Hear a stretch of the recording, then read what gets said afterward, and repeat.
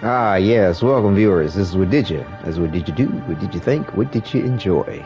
Here we are to enjoy another Warframe broadcast as we continue with Isleweaver Oraxia and Operation A-Claw as we continue to earn more Dominus Thrax R's to turn in to help the community goal reach 90% for the Invictus Signa. Well, actually, it's the Invictus Apex Signa. It's the third Signa in a series of them that's awarded to us as we reach the community goal. First was the Invictus Signa, and then it was the Invictus. Kind of forgot the name of it. Hey, Quentin, welcome, Philzino. Good to see you in chat. But yeah, let me reference this here. Oh my, I'm coughing. Hold on.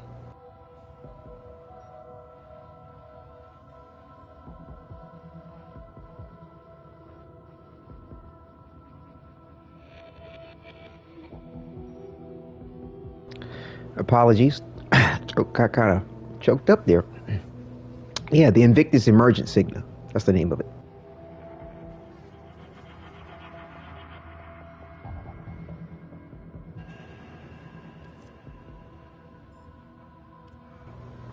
And we're looking to try to get the Invictus Apex Signa.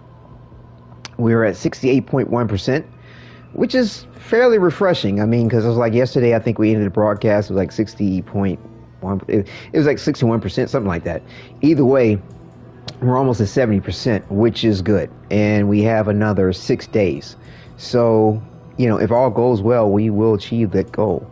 Because the signals are pretty nice. They really are. I mean, you know, I think people are underselling the point, and maybe even missing the point, as to what all they can mean for us. Because in my opinion, there have been several Warframes which look really good with them. Comey being one of them for the second. And, like, in my opinion, to me, I think the theme of Comey being a marionette and in the way that she's presented, it really complements that whole element with the hand potentially controlling the situation there, the so-called Indifference's hand, actually. And like the first Signa, the regular Invictus Signa, I thought it looked really good on Dante as far as like working with his geometry, the triangular elements within the design of the frame. And also too, it looked really good on Corvex. Nevertheless, though, like I said, we are here now with this emergent Invictus Signa, and it looks really good. And I mean, especially with Comey's design on her alt helmet. Was it the Arihime helmet there? It fills out the space around the Signa very well and complements the whole shebang. You know, of course, I'm sure others would probably fashion frame her a bit differently with some different types of colors or what have you. But, you know, however you go with it, it's going to look good, in my opinion. I mean, it just really, really complements the whole scenario in so many ways. But yeah, let's go ahead to where you have to, you know, for those that may have missed the point on all this, like I said, it's the last sentence is what's throwing everybody off, is that Invictus Signas will be unlocked as the community returns stolen R's to Thrax. So yeah, you have to go to the Dharma Zone and turn them in for his various different goods. And there's really only one thing in there that you could buy beyond the purchase limit, and that's the Wisp Totem that you can put as a decoration in any one of the private areas or personal areas, you know, the Orbiter, Dharma Zone, 1999, Drifter Camp, things like that, where you know, you can put up decorations, even donate them to your dojo as well. So, like I said, this to me looks really, really cool, really cool. You know, let's see, I don't know if I can get my camera angled right, but you can see right there, the little marionette version of Dominus Thrax on the ground there, a little puppet. But yeah, like I said, this whole whole thing is really, really, really, really cool, in my opinion. And I mean, even the fingers move on the thing. That's just cool. That's just cool. It's not static, which is great. We are glad you have But yeah, so you take, go to Dominus Dorax here, in the Dharma Zone, and you give them back to him. He does make mention of the point of giving these things back to him, but this got to be the best deal on the arcanes as well, as far as the exchange rate for the Dominus R's to get them. And but yeah, once you hit that purchase limit, this Wisp is the thing you can repetitively buy until your heart's content to help reach the community goal. As children always do. But yeah, this is what we're working for now at 90% here, trying to get this particular one.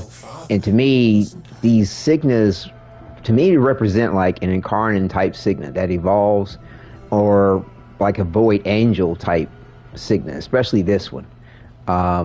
It is just super cool and elaborate.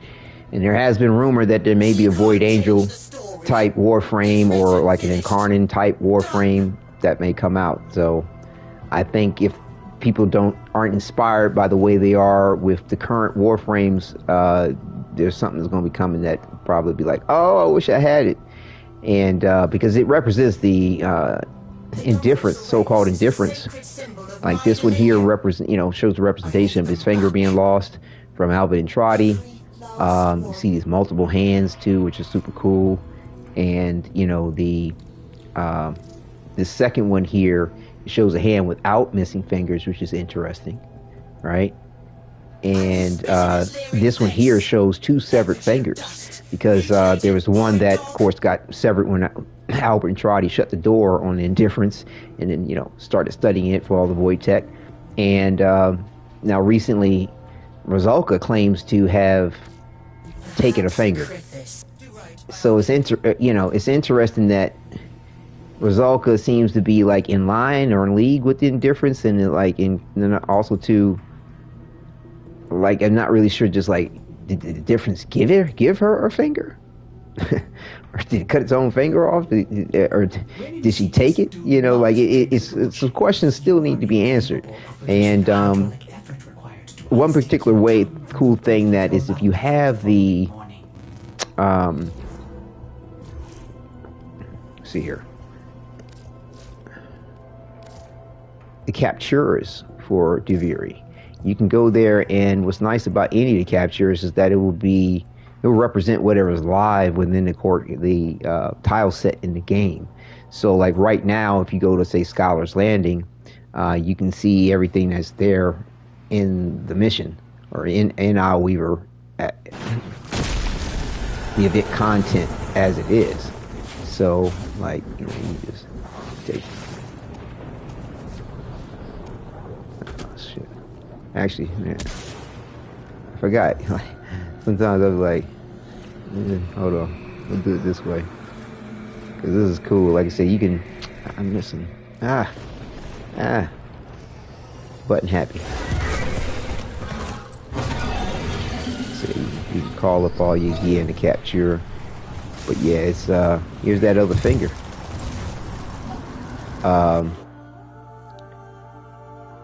That supposedly Rosalka has taken, and I mean, I'm wondering if Oraxia has something to do with it too. So yeah, it's really, really cool what's going on here.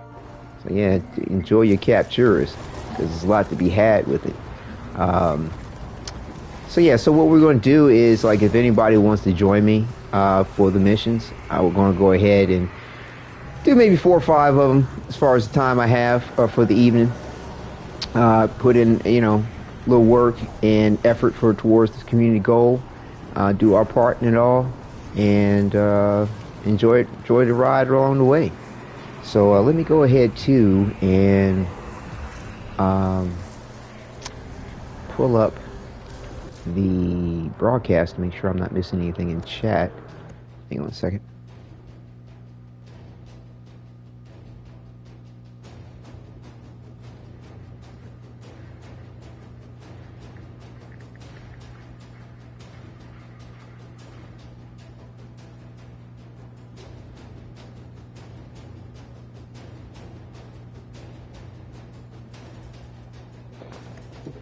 Welcome, viewers. And let me go ahead and put the thumbnail up too, because none of that happens automatically and can't do it ahead of time.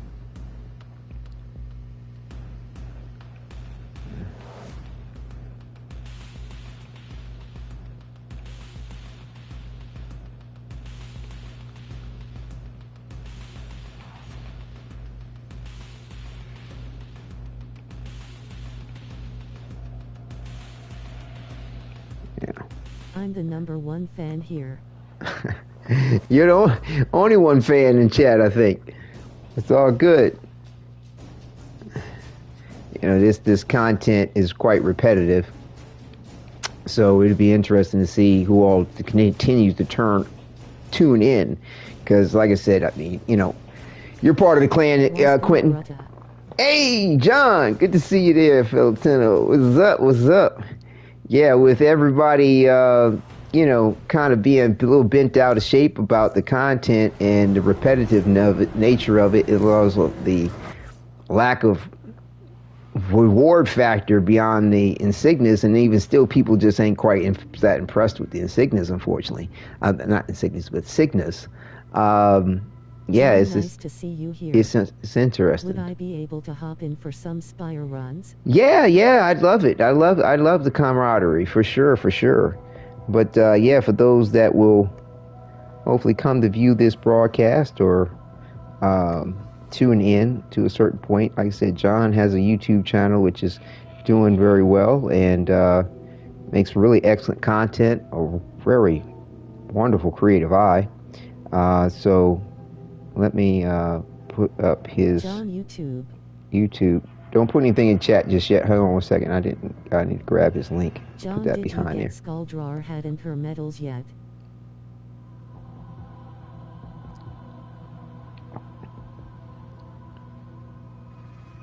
You know me for not paying me in Bandido last night. I've contacted my lawyers already. And no Quentin Y. Wassop. https://youtube.com/@johnboy.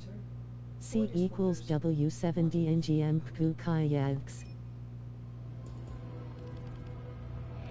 Yeah, Quentin, are you thinking of coming in on this here?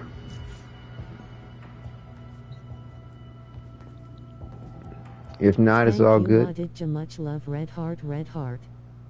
Because I heard that you are unable to get those fragments on this ends.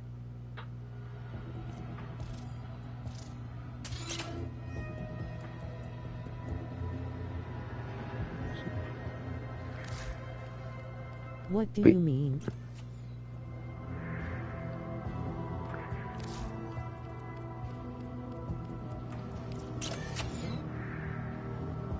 Do you mean when this event ends? It means we're not get those little Easter egg rewards if you didn't collect any of the fragments. Well, luckily, I got the fragments.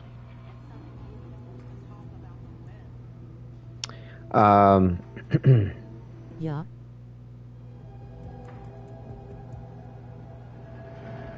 Yeah, if nobody's Quentin, are you thinking of joining in on the funny games, or are you good right now?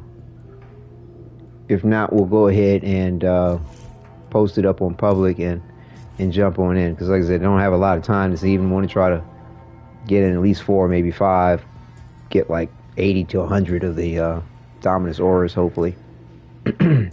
Chip in on the circumstance. I can't, my dad is watching TV.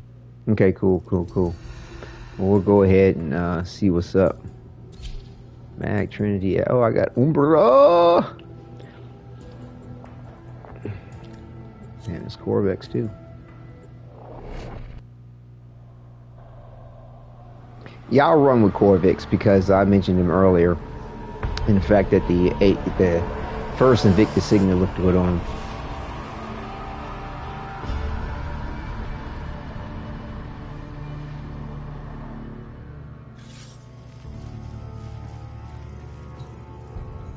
Oh, good old Arthur. Yeah, that's the first Invictus signal. Like I said, it suits it. It suits the style of Corvex for sure.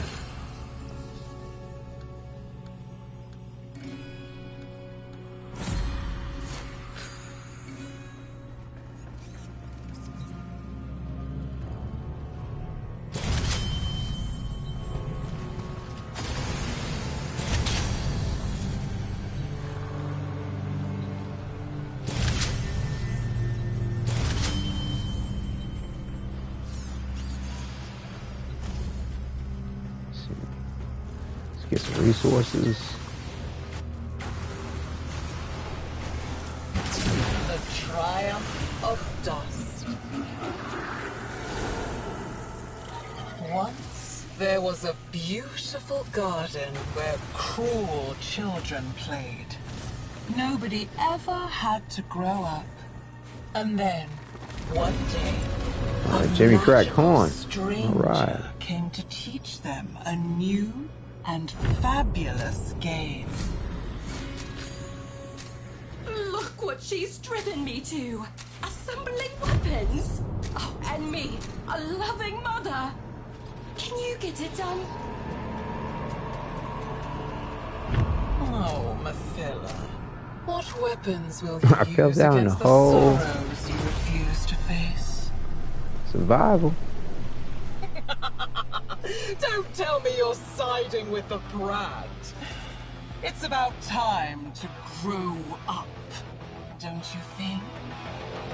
We need to cut this whole embodiment of Duviri loose. I authorize you to enter the Undercroft. This isn't your home anymore. It's interesting, like how long it takes for the things to spawn in. I noticed that the last 2 days.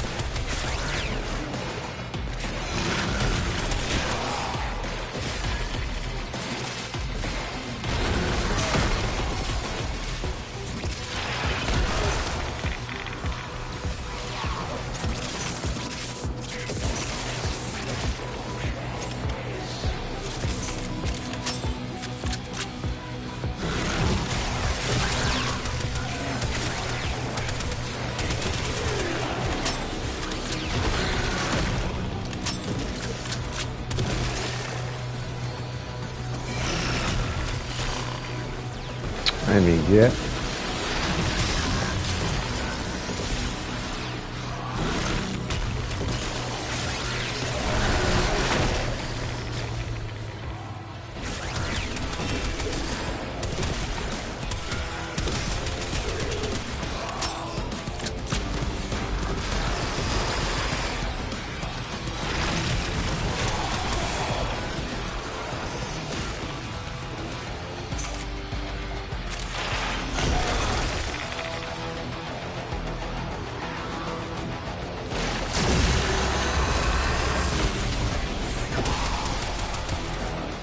Chest B.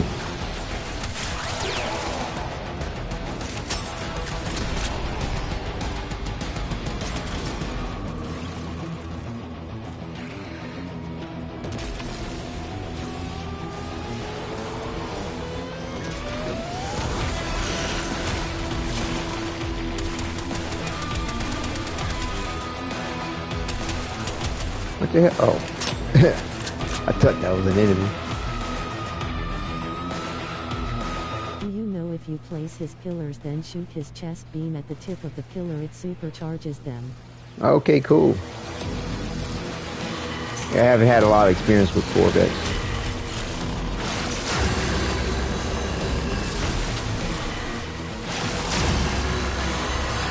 Am I hitting it?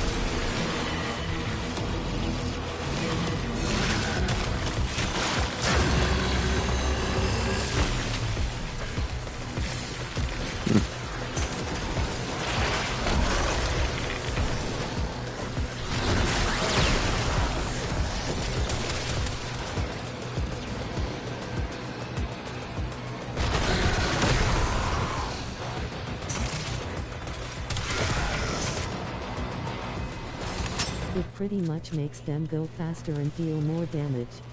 Got you.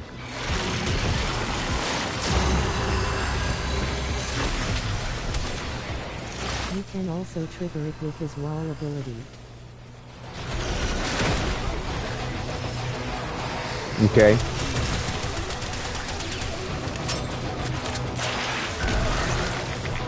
Thanks for the tip. I can do this forever. I doubt the same is true for you.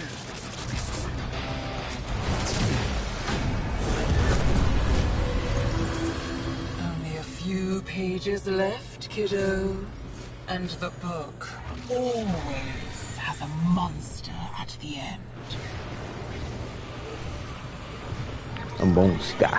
Two identical souls raised in such different environments. Haven't you figured it out yet? You're fascinating. Murmur, they're nothing but horrid old stone. I'm not afraid of them. Smash them to bits.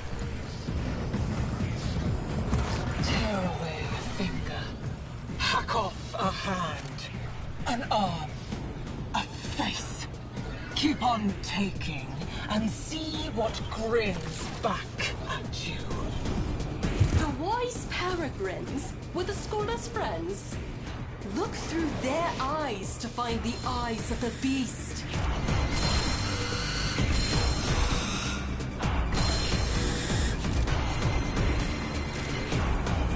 Ah.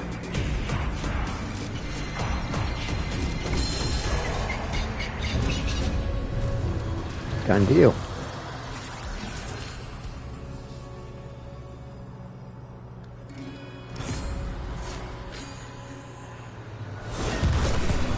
I was dying all along. Did you know that? Dying from the poison I sucked down to kill the tech rot in my lungs. Until it held out my own severed hand to me and offered me life.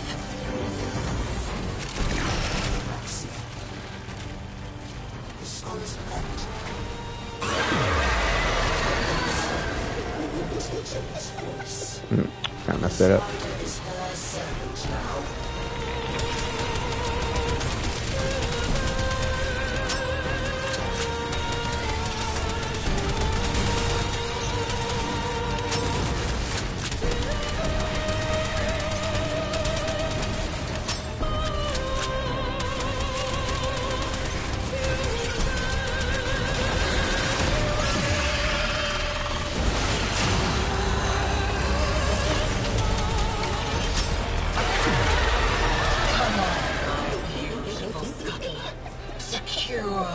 kingdom for me, and I will feed you as your old master never did.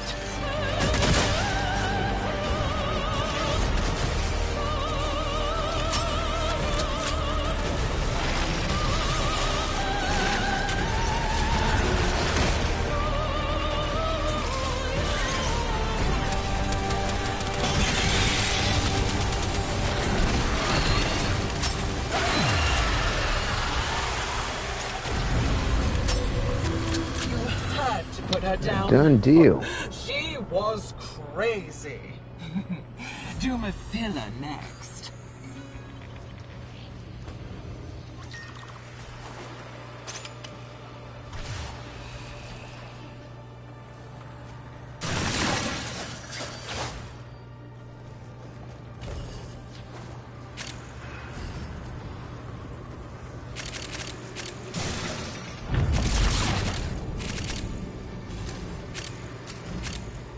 I kind of forgot Corvate's got that different dash. Ooh.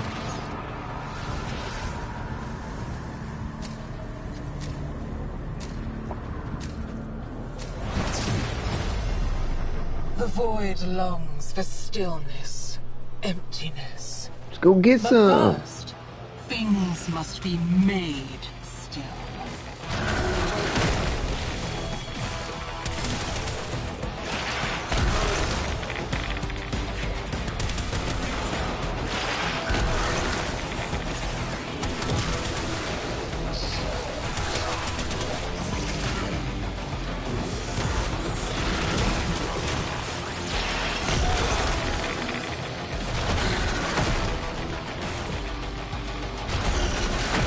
There we go.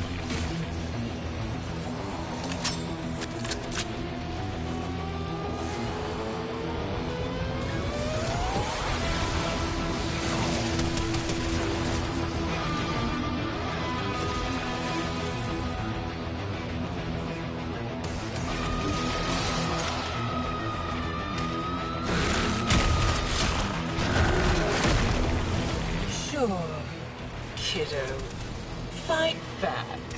We can do this. Spiral after spiral after spiral.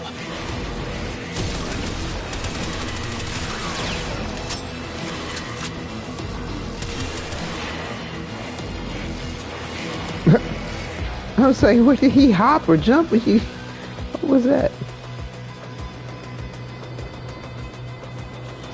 Are they below us?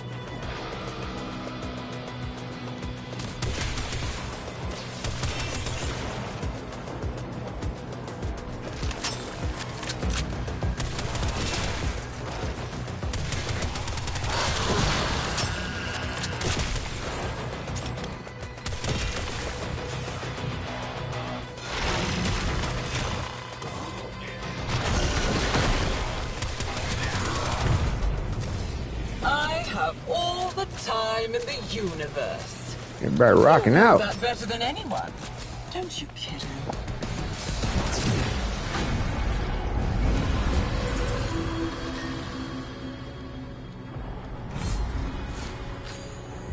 She is vulnerable.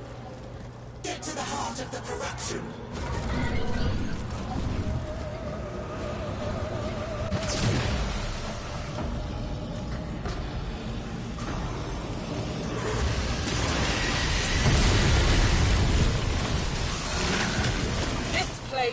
Is mine!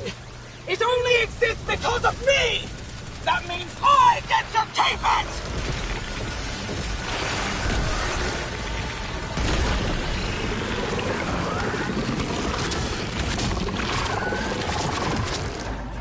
This is your future!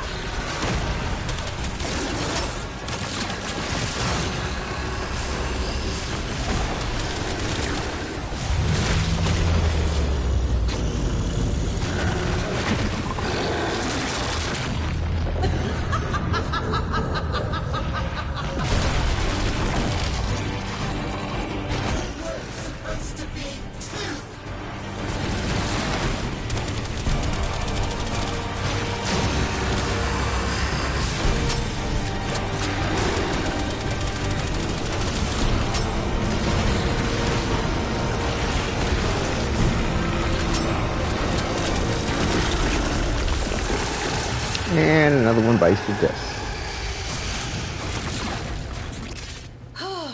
I declare this chapter closed.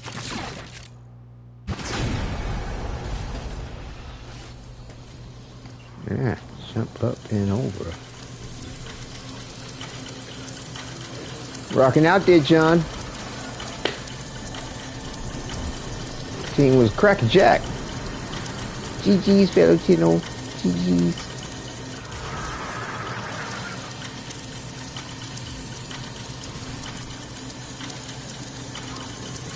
Yes, Sir Titty.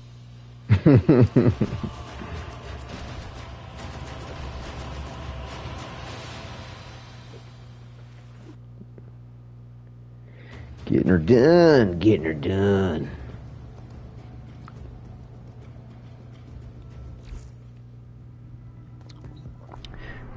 Going to get some more. Going to get some more. Oops, wrong one.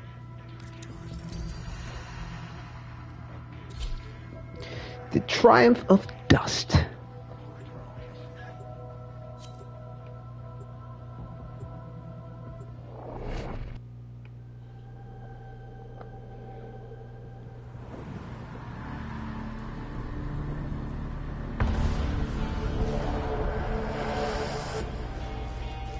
We got Night Eyes, Baroque.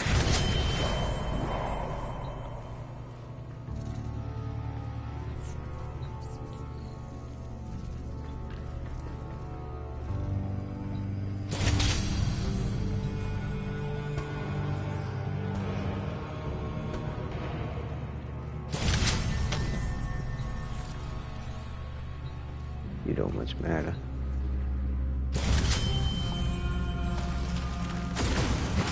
The Triumph of Dust.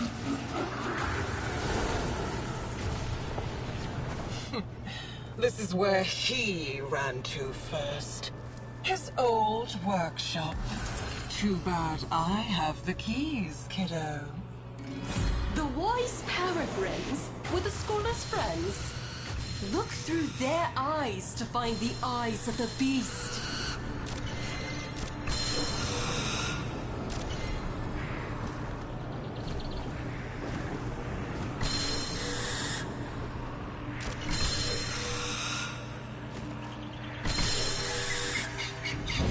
Done deal. Let's go.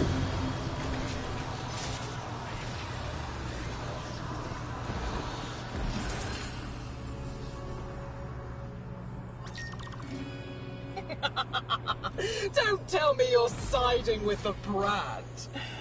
It's about time to grow up, don't you think? Her underbelly is weak, exposed to the undercroft.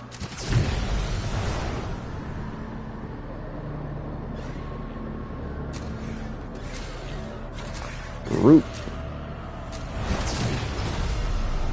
Have you ever played that Survival. game where you see how long you can hold your breath? Let's play it now.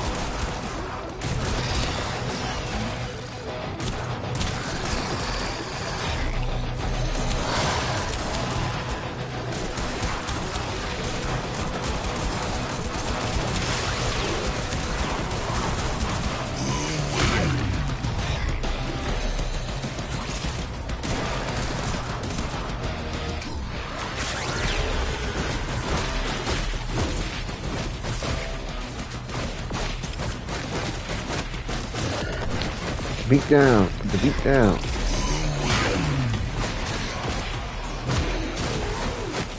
This skin really looks good with that Nourish stomp.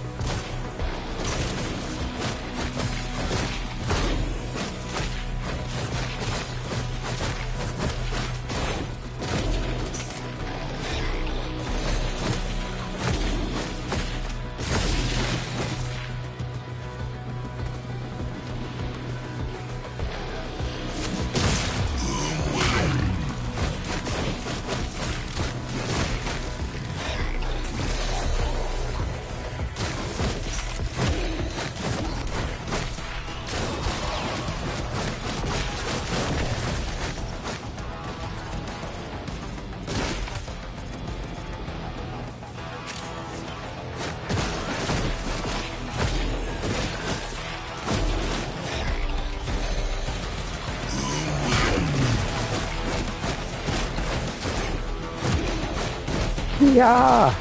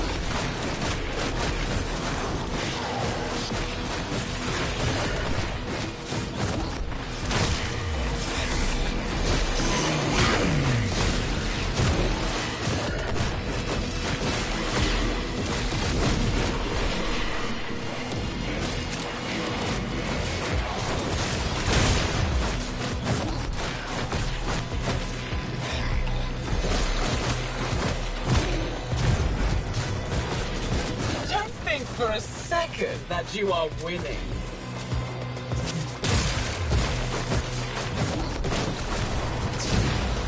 Fight to the end.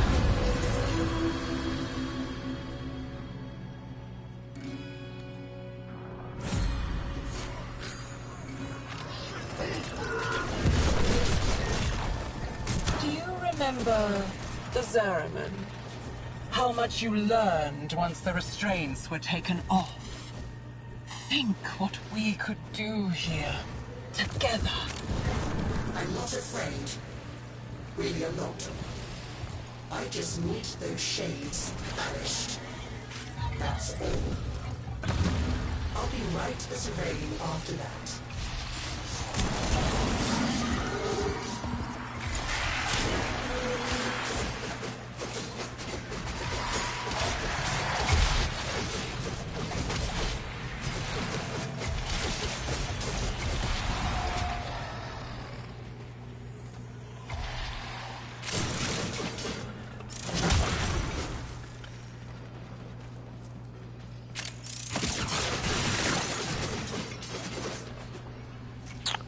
Okay.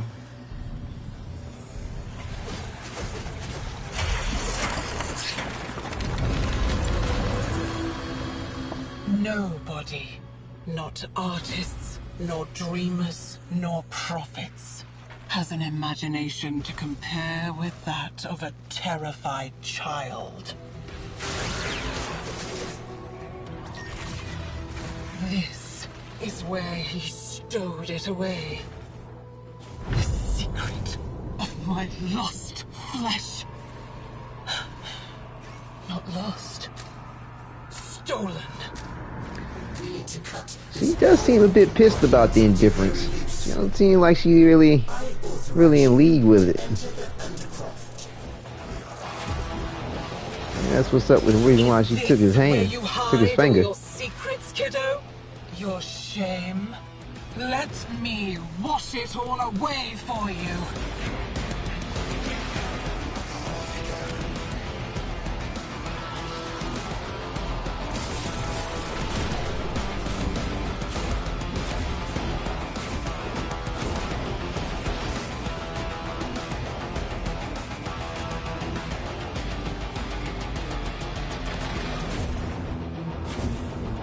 Need the goods.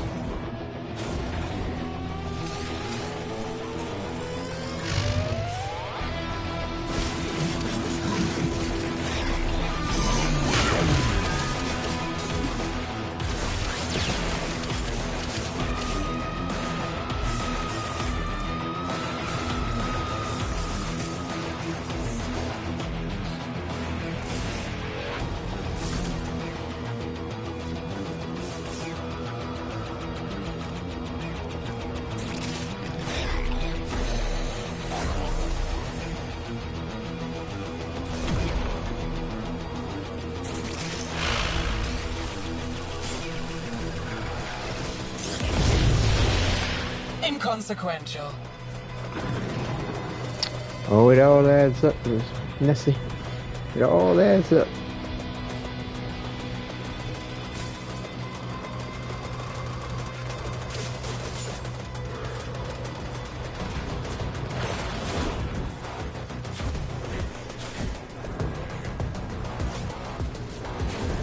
Look at you, desperately trying to hold back the infinite.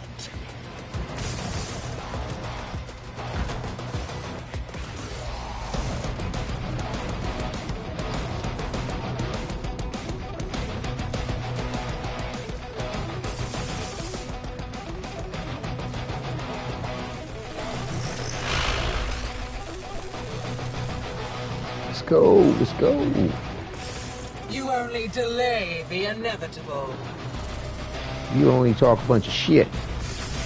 How about that? How's that?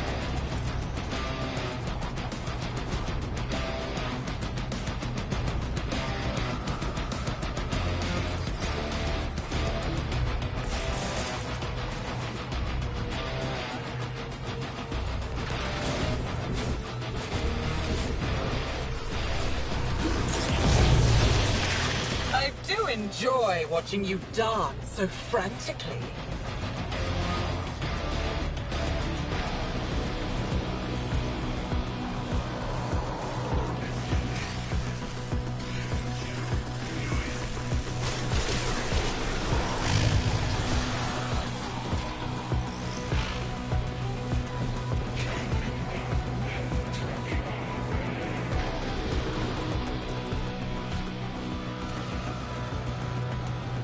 I need some blue balls, please. Oh, no, I don't. Don't get too excited. I'm just getting started.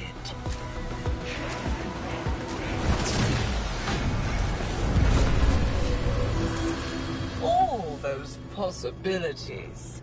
And yet the story only ends one way.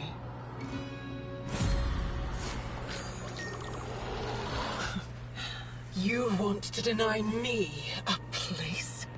Even here, in the remains of your childhood? Not very nice of you, kiddo. The spider's helping her is keeping this false Duviri tethered to my kingdom. Cut it down.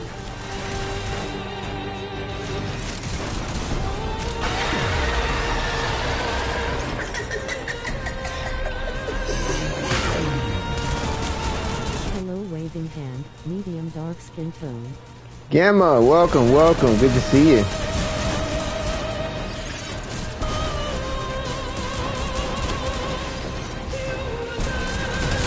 How are things today?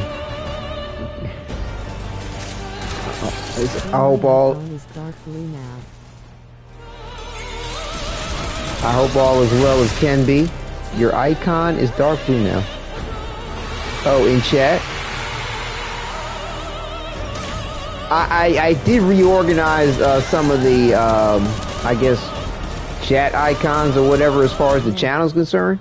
Yeah. I kind of reorganized them a little bit because I added the that sort of purple fuchsia look of the Warframe colors in the because we we have so far I have like blue, well, white, blue, gold, and that purplish looking color that we have currently for the Isleweaver.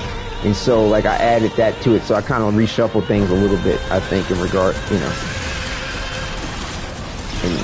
in regard to it all.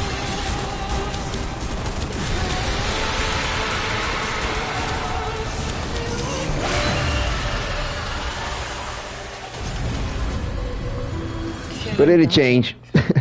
It'll change. Depending on how long you remember to the channel. Right. It'll change. I don't know if it, like, if you're able to see what it will change to on your end of things. But yeah, the blue is like the classic, Warframe, and then they have the white too, which kind of fairly classic as well. What the hell? How the hell I get over here?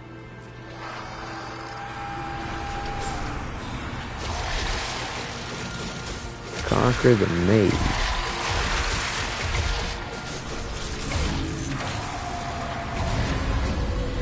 It has that Bionicle character named Hydroxy, and Diflac found the masks of life, died from the barrate, then got resurrected by the mask. Okay.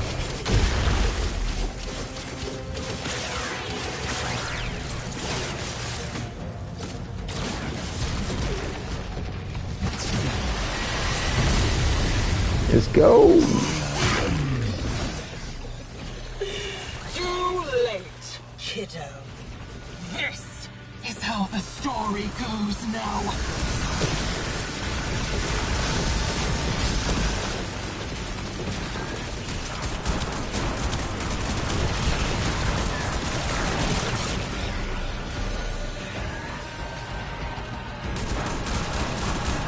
Oh, those little spiders.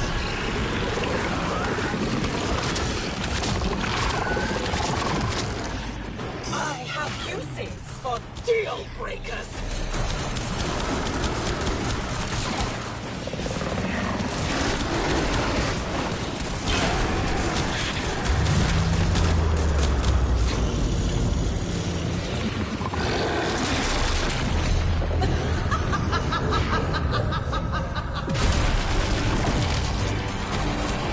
She's tightening her grasp.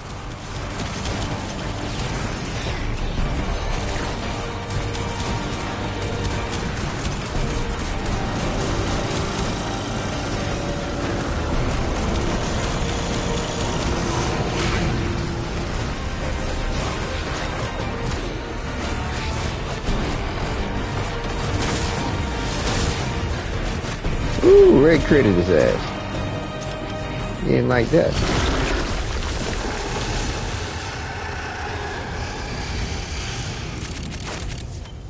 And back into the realm of untold stories she goes. Yeehaw.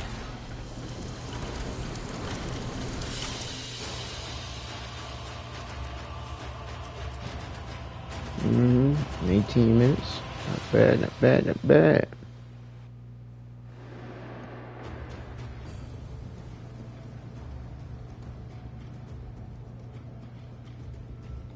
Where's my...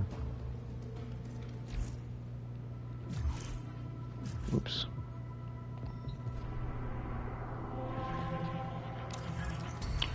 Two down, maybe 2 or 3 more to go.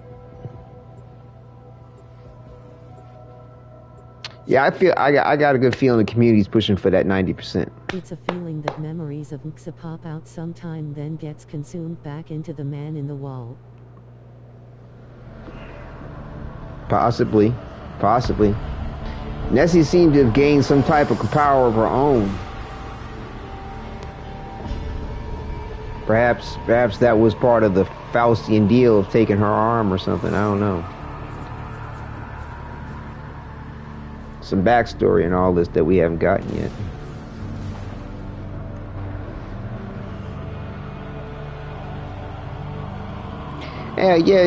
John Quentin, like, let me know what's up with the commercial advertisement stuff, and let me know if I need to maybe decrease it or something like that, or change it up a bit if it seems obnoxious. Like, I don't want to detract viewers because of just like Hydroxy's on some shit like that.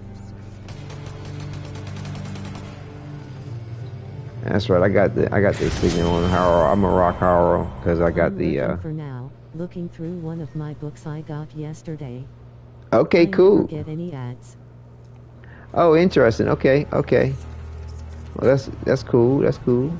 Yeah, it's like I've watched, trying to put in some, tags and or thumbnails for the videos. Get an ad when I first joined the stream. Okay, that's good to know. Yeah, like when I'm editing, but when I'm trying to put in some timestamps for the videos. Is it just me then? I'm the lucky one. I get ads when I first click on the video. Yeah, people seem to get ads when they first click on it. That happens to me when I'm like viewing a video, looking to see where I need to put timestamps in, but like in the time it takes me to put in timestamps and go through one point from another, and I got 2 ads when I joined chat. Okay, I'll get multiple ads watching my own content. Trying to put in timestamps.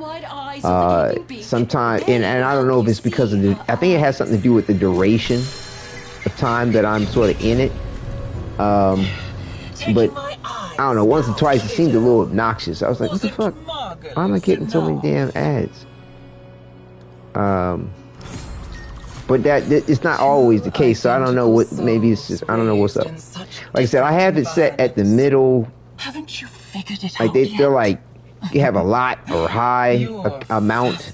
You can have a medium amount of ads sort of come through, and you can have some kind of a low amount or whatever. I mean, when I first started, logging everything, it automatically had me in the medium, so I kept it there. Hey, Rose, welcome. Having fun with those cones on on the characters. That's funny. It used to be a Saturday Night It used to be an old Saturday Night Live skit called Coneheads, which reminds me of that. They were like aliens that had these cone heads. It was silly. I don't know if anybody ever watched the classic Saturday Night Live. It was really, really good. Back in the day with, Chevy Chase, I think, was on it. And, my favorite. That was well before your time there, Quentin. But I mean, I'm sure you could catch some reruns.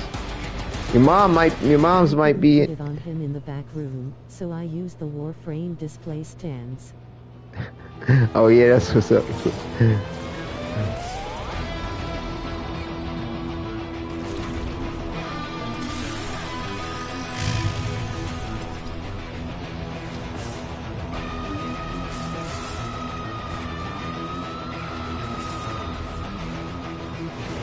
How are so many of them floating in the air?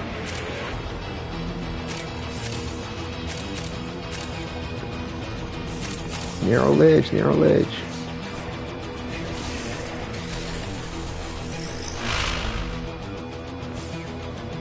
Ah! In the abyss. Inconsequential.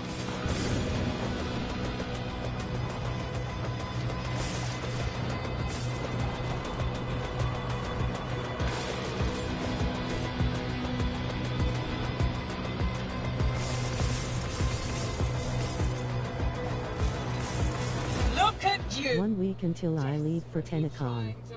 Yeah. I'm nervous and excited. I bet you are. Congrats on all that. Definitely enjoy yourself.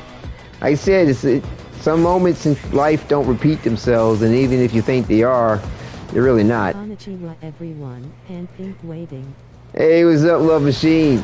Rise. Good to see you in chat. Definitely welcome. But yeah, Rose, some things never really, I don't think things ever truly repeat themselves in the way of themselves. It's always a different point in time and place, and a whole lot of different circumstances involved, but live it, experience it, it's all about the journey, not the destination, you know. And I mean, we do want to be comfortable with whatever you're going through, of course, but watching you dance so you know, you're going to be in an environment that I feel more likely is going to be very embracing, very accepting. You know, whatever elements that you may overcome, like getting involved with some of the costume call contests or whatever, like crippling anxiety and embrace it. fear of social interaction. This is a huge jump for me. Oh, okay. I remind myself to be proud of Ta. Okay. Well, kudos for embracing this moment in any capacity. Kudos. You know, take your time with it. Take it as you will. Give yourself, you know, look at it. Moment to breathe, you know, and definitely enjoy. What he did, what he took.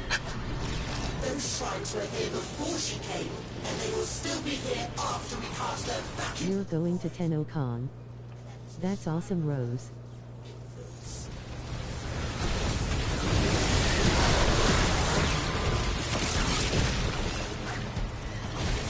Funny thing is, my main fear and worry is getting a taxi to and from. Right. We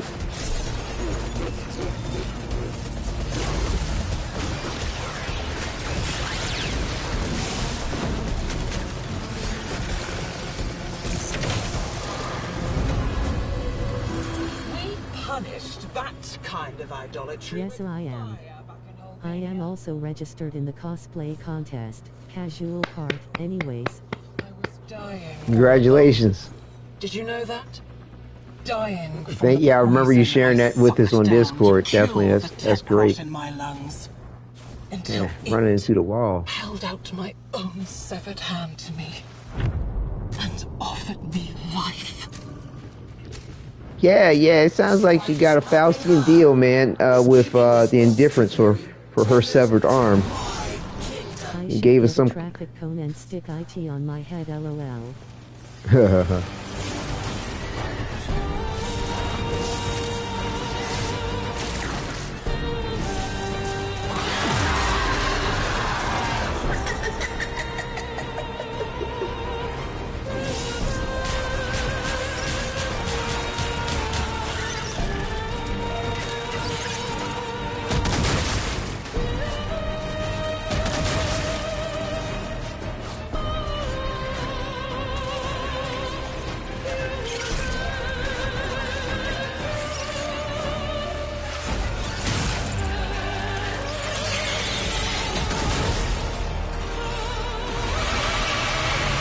Congrats, Rose, that's epic. I used to cosplay when I was younger, so I respect conventions can be crazy, but some of my best memories for sure. Yeah, I'm an old school Trekkie. My mother got me into them, like I said before, Dragon Cons and conventions and all that stuff. It was Star Trek conventions. That's what started it all. And I entered in a costume contest for two. One of my first, I was 5 years old, actually won. It was funny. But yeah, it's just, they just thought I was cute, basically. Pretending to be Captain Kirk. It was silly.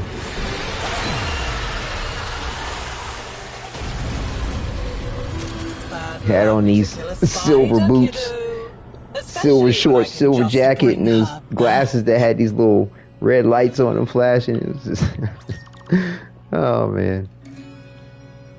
LOL Amir with the traffic cone sigil. But yeah, Rose, one thing to take note on when it comes to, put forth the, stepping out on the stage, so to speak, they don't know you made a mistake unless you let them know. You know what I'm saying? So, handle it well, and, enjoy.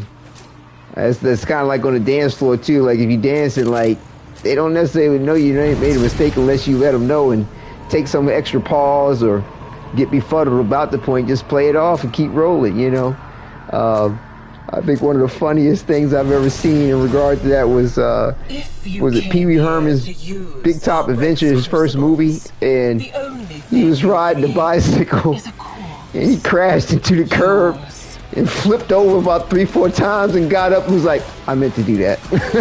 It's like, that's a classic example of like, they don't know you made a mistake unless you let them know. That shit was ridiculous.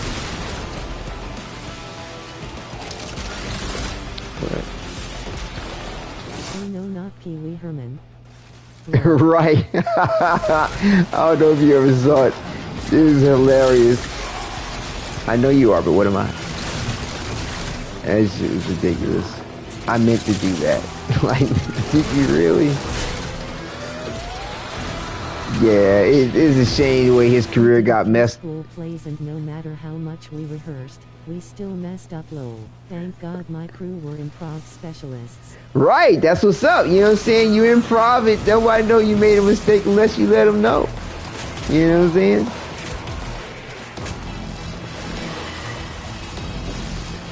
There's a fire thing over here, right? Oh, there it is. Oh, excuse me.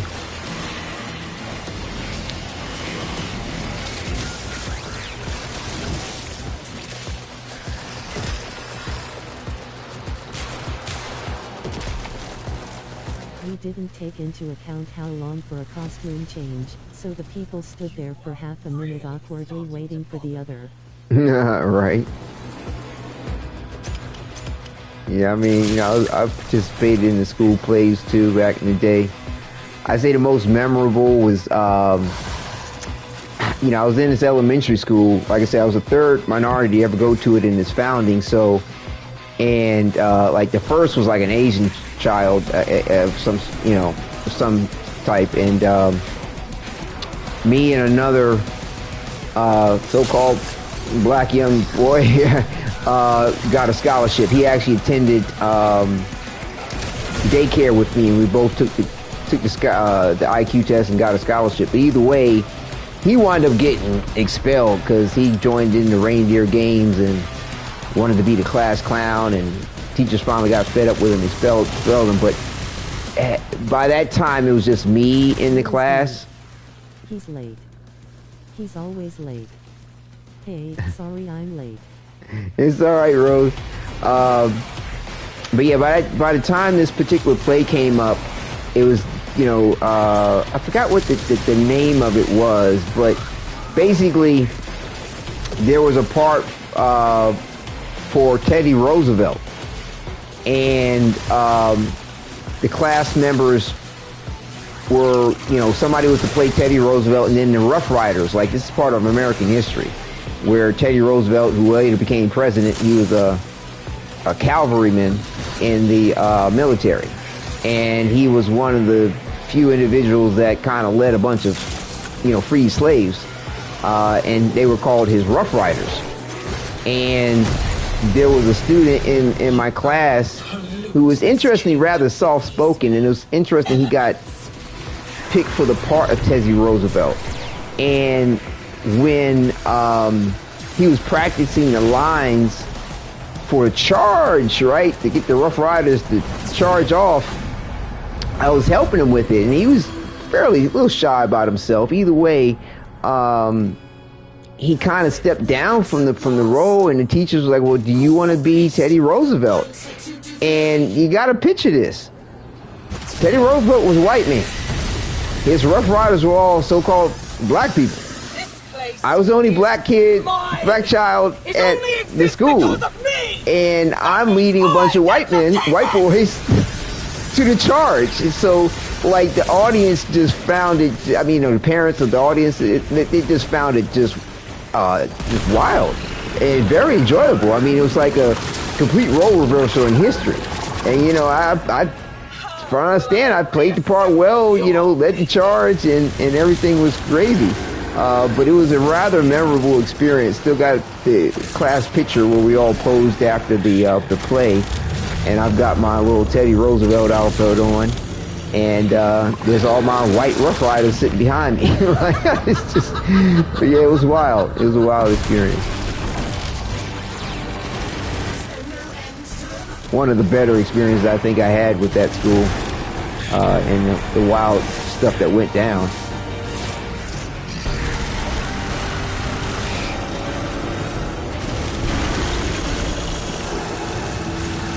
Pista peltitis.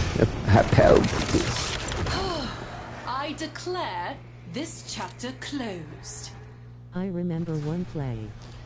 I wasn't in it, but I saw it. They put the backdrop together upside down. They had to roll with it.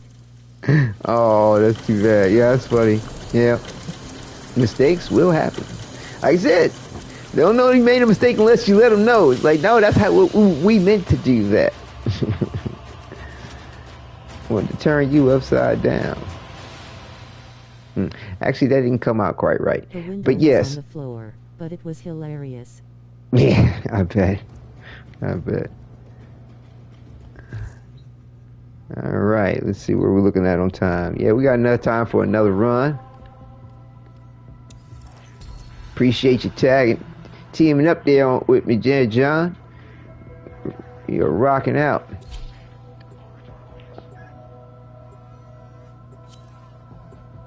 But yeah, Gemma, I don't know if you're hearing it in chat. Like, I was thinking about the time period you were in Baltimore. It's like one of my favorite clubs I went to was called Paradox.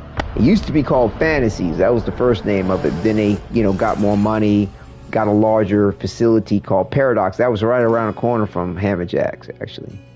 I don't know if you ever went there or if you were into house music and that sort of thing, because that's what they pretty much played most of the time. What Warframe would I have to choose from? Oh, we got the Stalker. Gotta go Stalker when you get the chance.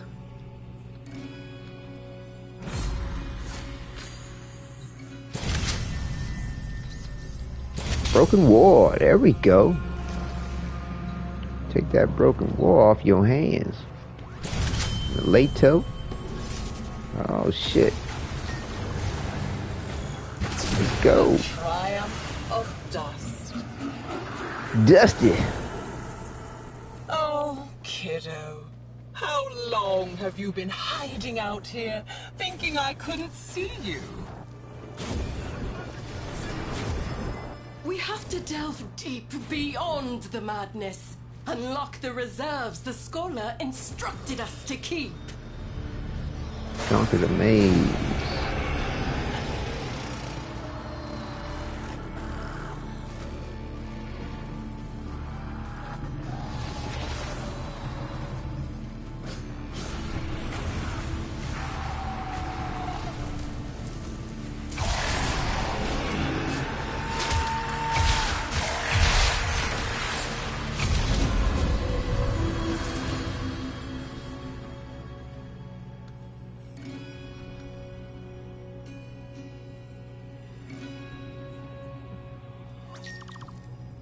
The king isn't a real boy. Yeah, whichever.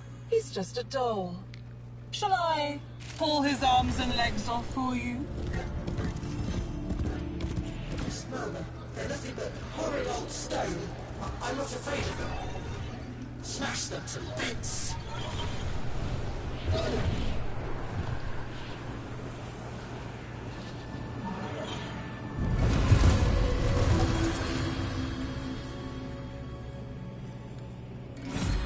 Spread that status.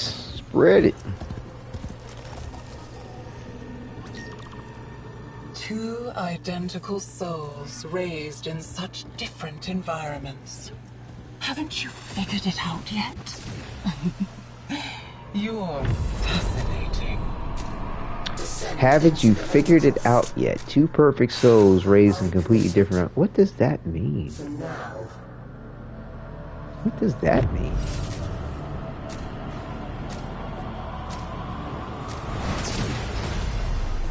Trying to say that it's an... Foundation is crumbling. My will floods in. Flail away. The way end she's... is inevitable. The way she said that makes you think that it was an experiment, because, I don't know what she means by that, but that's what got me thinking if the Drifter was the Tenno's twin. Well, in the way of eternalism, no, not a twin. I mean, as far as what they've explained, because they can't exist within the same universe of things, so to speak. They can't exist in the same point and place and time unless they're in some type of nexus that allows it. Like at the beginning of Lotus Eaters, for example, or in the Dormer Zone. It doesn't seem to be something that can happen anytime or all the time, which... I know it's not true, but it got me thinking. Right. No, I mean, and that's an interesting role play thing that one might be able to do. But the way she's explaining that point of two perfect souls raised in completely different bodies, that's like like I said, my major is psychology, Bachelor of Science, and in scientific experiments, they love to have twin studies, which kind of goes towards what you were saying, but to take two individuals and raise them in the same individual rather, to take one individual, two souls in the way of itself, and put them in two different environments to see what happens. That's a perfect experiment. That's an experiment. And it's like, was the indifferent experimenting? Inconsequential. Or was it Entrati? Was it some aspect of time displacement, time manipulation, where Entrati did something to cause a version of the Drifter to just survive alone? And sabotaged the Zaraman, made them believe all was well, but pulled the switch, so to speak. Yeah, but this sounds a little deeper than that. I mean, because the Orokin weren't aware nor control of the point of the indifference coming into the play and offering the children the deal, etc., etc. But it's almost like perhaps Entrati went back in time and did something where only the Drifter survived, or maybe it was the Drifter that survived to begin with, right? And Entrati goes back in time to allow more children to survive. Did something that helped more children survive the situation, or help influence more children to take the deal, right? To gain the power to survive. I don't know, but like the way she's breaking it down, it definitely sounds like some aspect of an experiment was orchestrated on purpose. God damn it. There we go.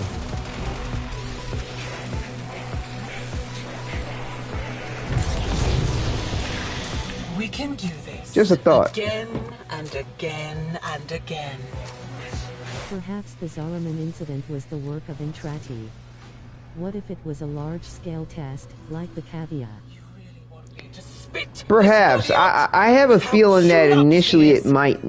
Well, I mean, Entrati knew what was up. He knew they could potentially run into the indifference. The secret of my so flesh. I just have a feeling. Figures, I would get all of them Warframe action figures if they will make it happen. Right, yeah, that would be awesome. I mean, it's quite possible the way Entrati's orchestrating things in the way of himself, like, he probably was aware that they'd run into the indifference. As to what would happen, don't know. I don't know if he could have predicted that. But it's quite possible that after they encountered them and shit went down the way it went down, Entrati went back in time. Questions. Every time to post something, we get more questions. Right. Till we get the final answer. I mean, like I said, I got a feeling that he did go back in time probably and did something in regard to the Zeraman and the children and how they survived. The Drifter, perhaps, depending on how you look at it, depending on what went down the first time around, I was dying. I'm guessing that the first time around, multiple children survived. Multiple children took the deal. I'm thinking the second time around, Entrati might have went back and was like, I want one to survive. And, or it's the other way around. Maybe one survived the first time around and Entrati went back in time and helped several of the other children, influence them to take the deal too.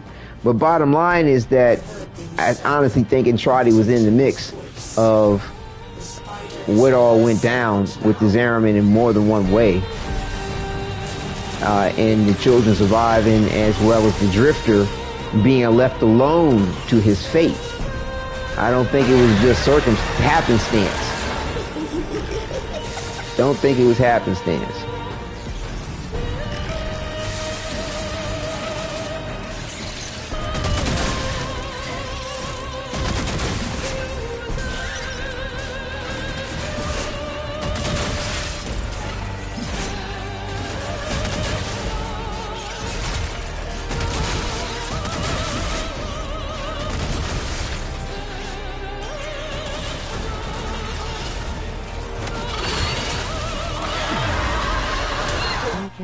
The thought of Entrati being the one behind everything. If the pulls a plot twist and Ballas had something to do with it.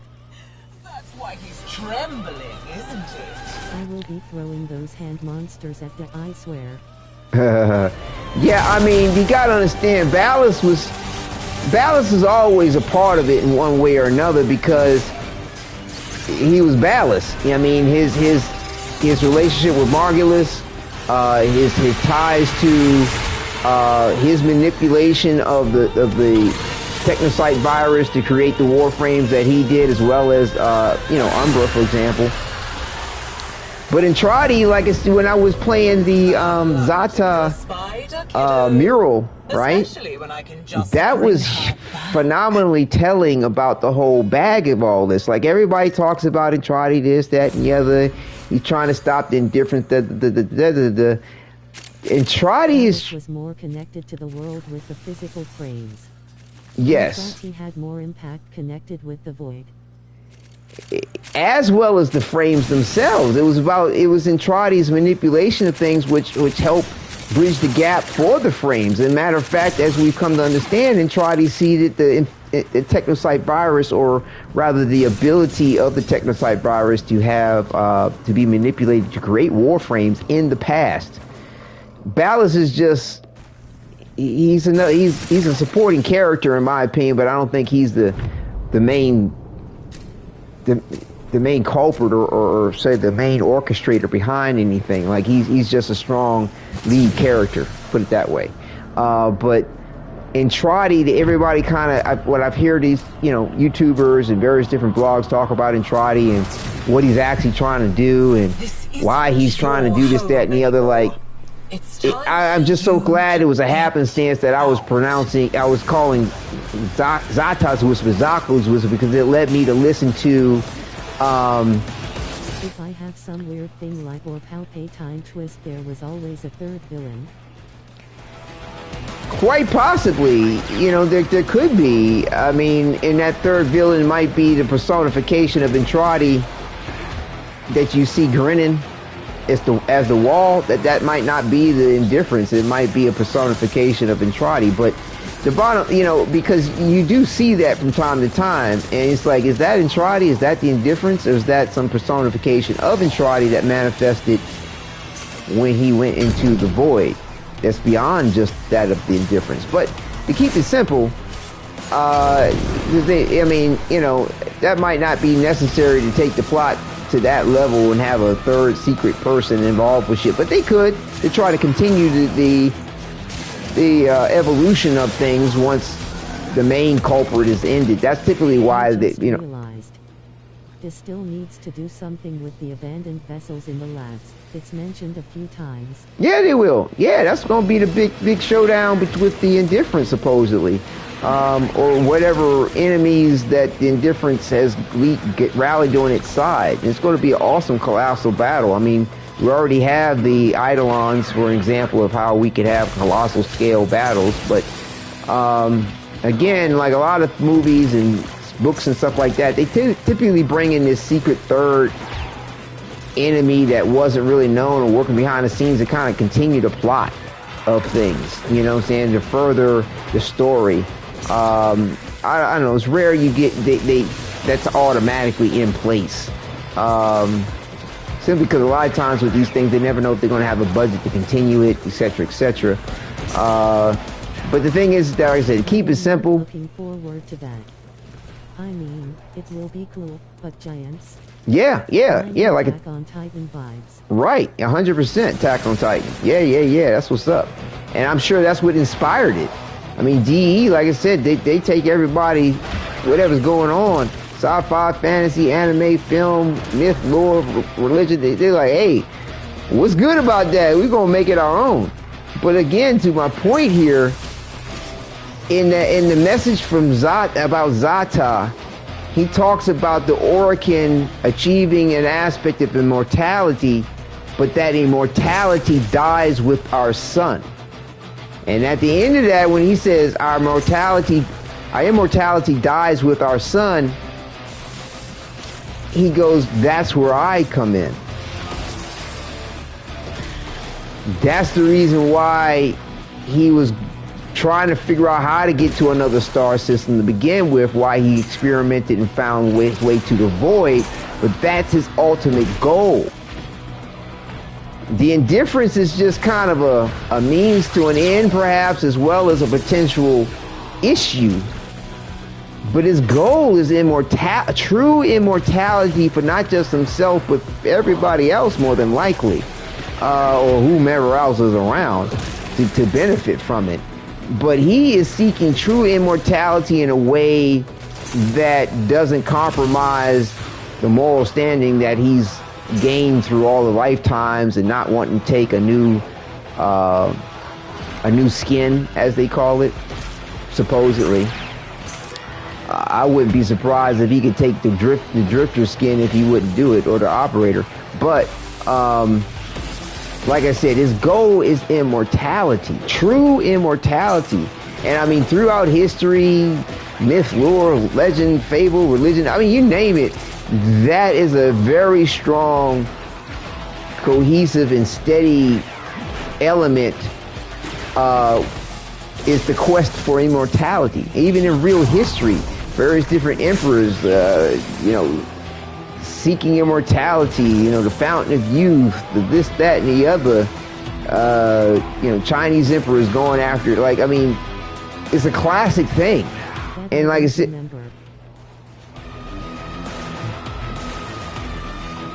you don't remember, Hammerjacks? I mean, Paradox, you mean? Battle against every single enemy, including a man in a wall. Please make it be. Yeah, I mean, you know what I'm saying? It's coming. It's coming. You know what I'm saying? It's coming. Don't worry. Yeah, so you don't remember Paradox? It's all good. If I'm not mistaken, it was still around at that point in time. That was about the time when I actually moved from Baltimore. But yeah, I said I came to Georgia back in Duviri late 1993, something like that. What I was up to while you were gone. My folks were like, 'cause I was working. I mean, I was doing real well for myself. Mad hours though. I was working as a shipping receiving clerk for a roofing shingles manufacturer, and like 65 hours a week, guaranteed. Like there was no exception to not working 65 hours. And guaranteed, what is it, 25 hours of overtime a week? I was making bank at the hard way, in a way. And my stepdad was like, hey, you want to go back to college? I'll pay for you to go to college, but you got to get rid of all your stuff. Got to get rid of what debt I had. And, but I'll pay for you to go to college. You and your grandmother can live together. We're going to move to Georgia. You want to go? I'm like, I'd be a fool not to. Let's go. And so yeah, that's what brought me here to Georgia.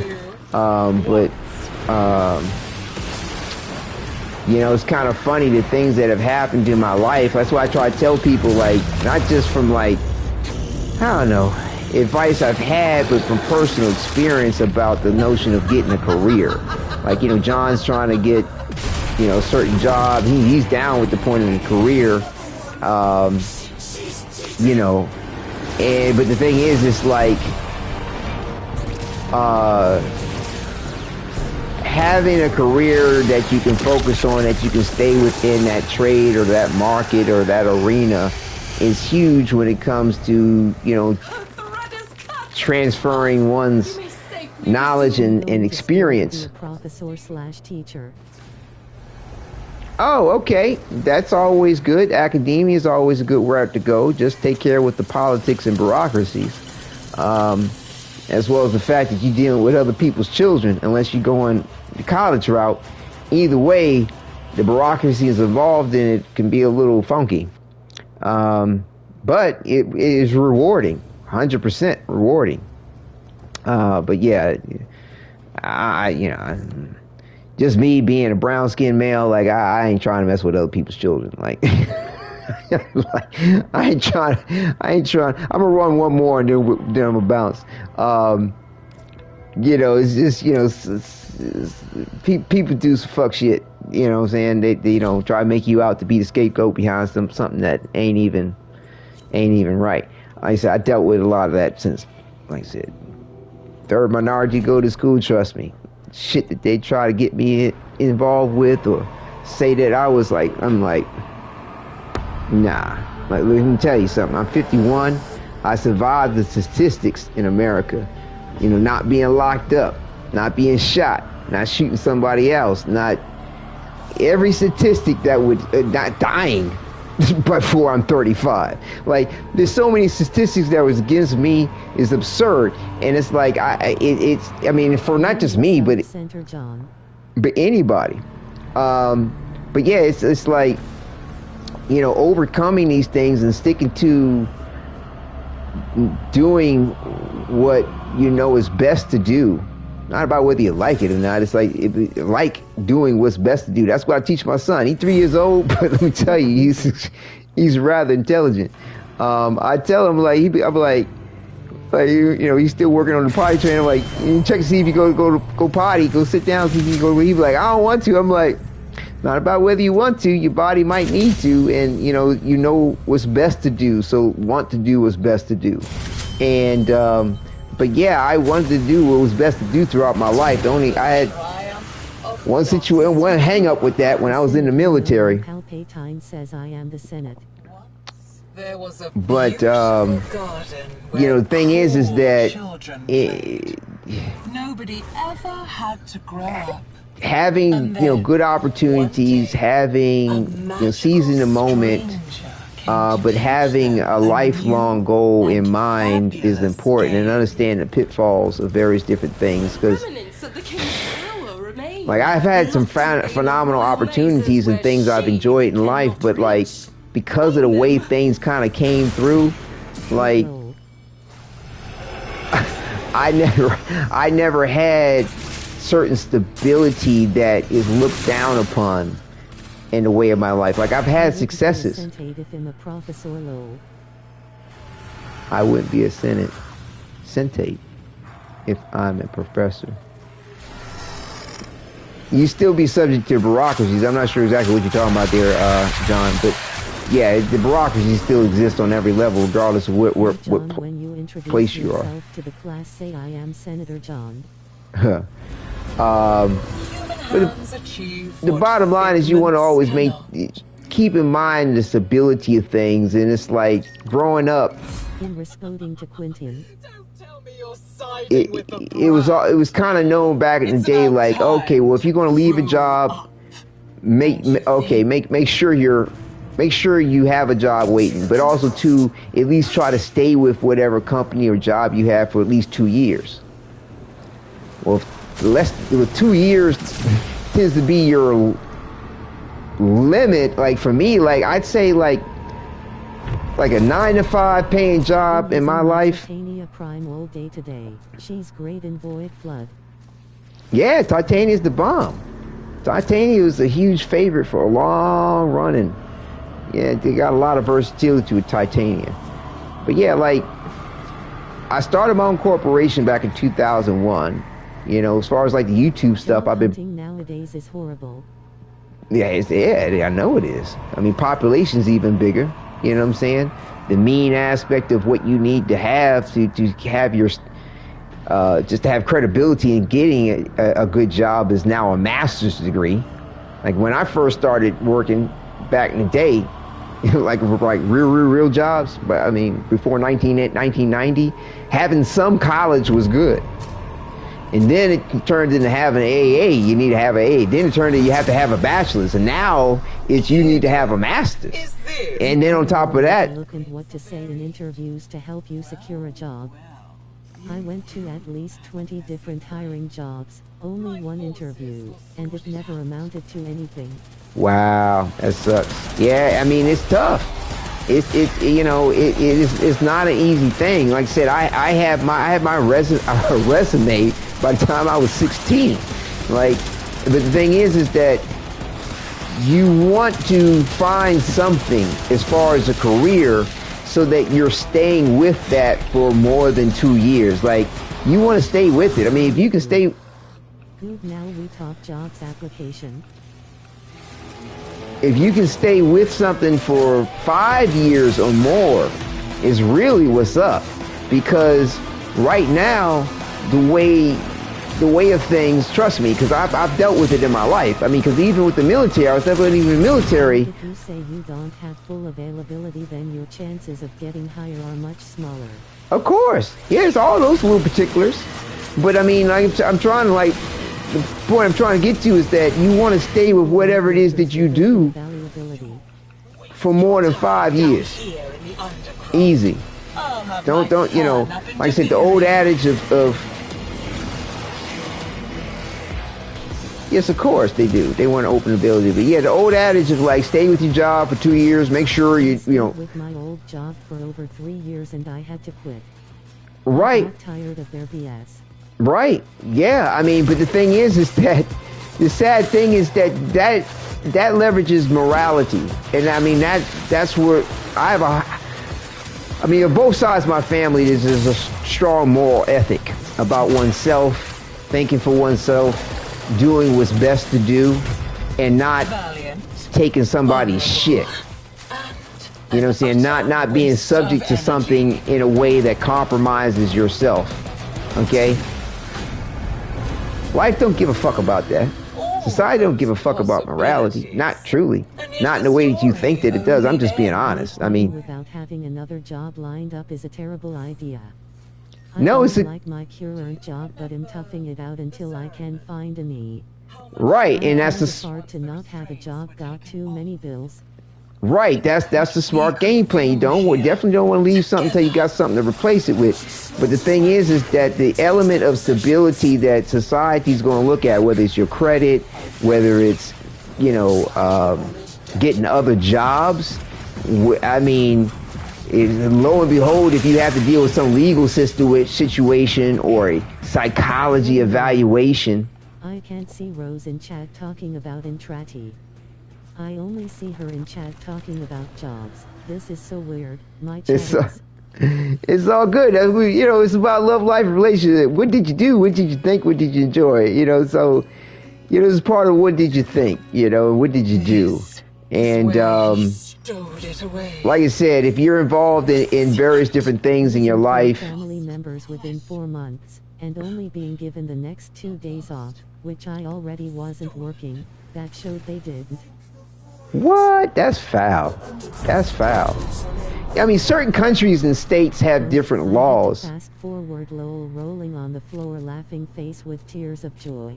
It's all good. Yes, certain states, certain countries have different laws when it comes to life-changing events. And depending on the immediacy of the family member, they might not care about somebody passing. And that's what I mean about this element of morality. It reinforces that, you know, it's about the law more often than not. I mean, and the law has shit to do with morality. Society and the way of itself and the shit that goes down ain't got shit to do with morality. Now they'll include it to kind of confuse you a little bit, you know, get people to sign up on certain bandwagons to point so that you're singled out so that they know who could potentially be a problem. I'm just being honest with you. And then they put forth a lot of things in myth, lore, and legend and fables, religion even too, to make you think that that's something you should go around doing. It's like, wait a minute, no, you need to pay attention. That person got killed. That person got assassinated. You know, They like said it so nonchalantly. We can give you a few days off. Oh look, you already aren't working the next few days. There we go. No. Wow, that's foul. That's foul. Most business nowadays don't care. They only care about money. It ain't nowadays. It ain't nowadays. It's the way of days. It's the way of all days have been. Unless you're dealing with some kind of culture that acts as though they care or has an ethic for it. They don't exist anymore, to be honest with you. They used to.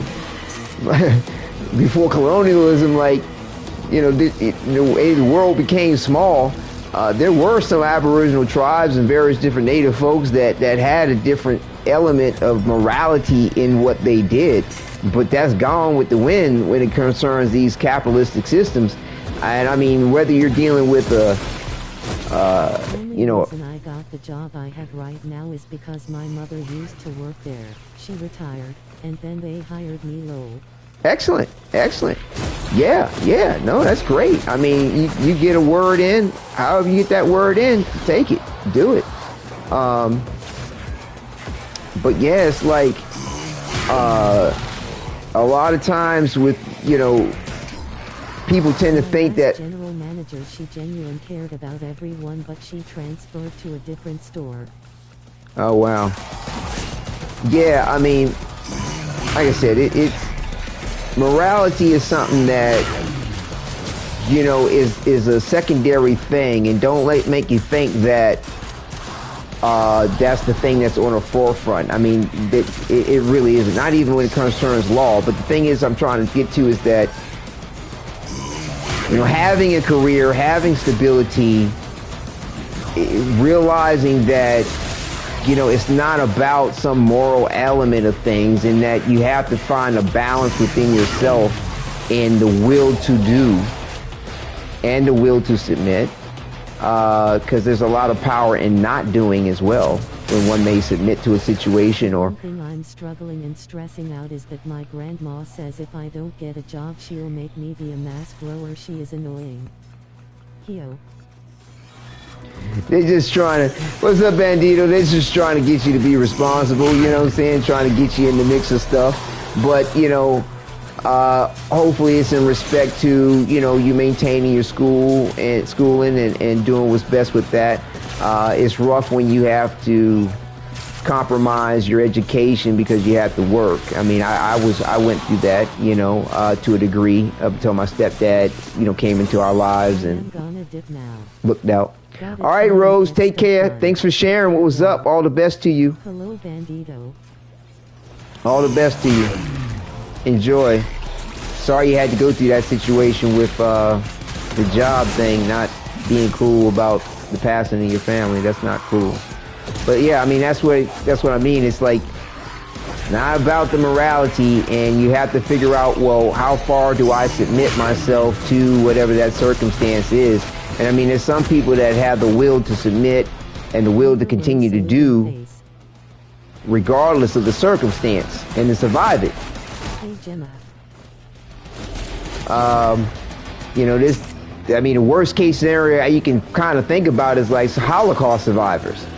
Individuals that had to put their fellow man on a conveyor belt into a furnace to make sure they had three meals a day or whatever meal a day and survive. Right? I mean, you know, heck, even in America, when it came to slavery, they talk about, oh, we gave slaves freedom. And you gave slaves freedom to destabilize another economy. You kept slaves free so that economy would not continue.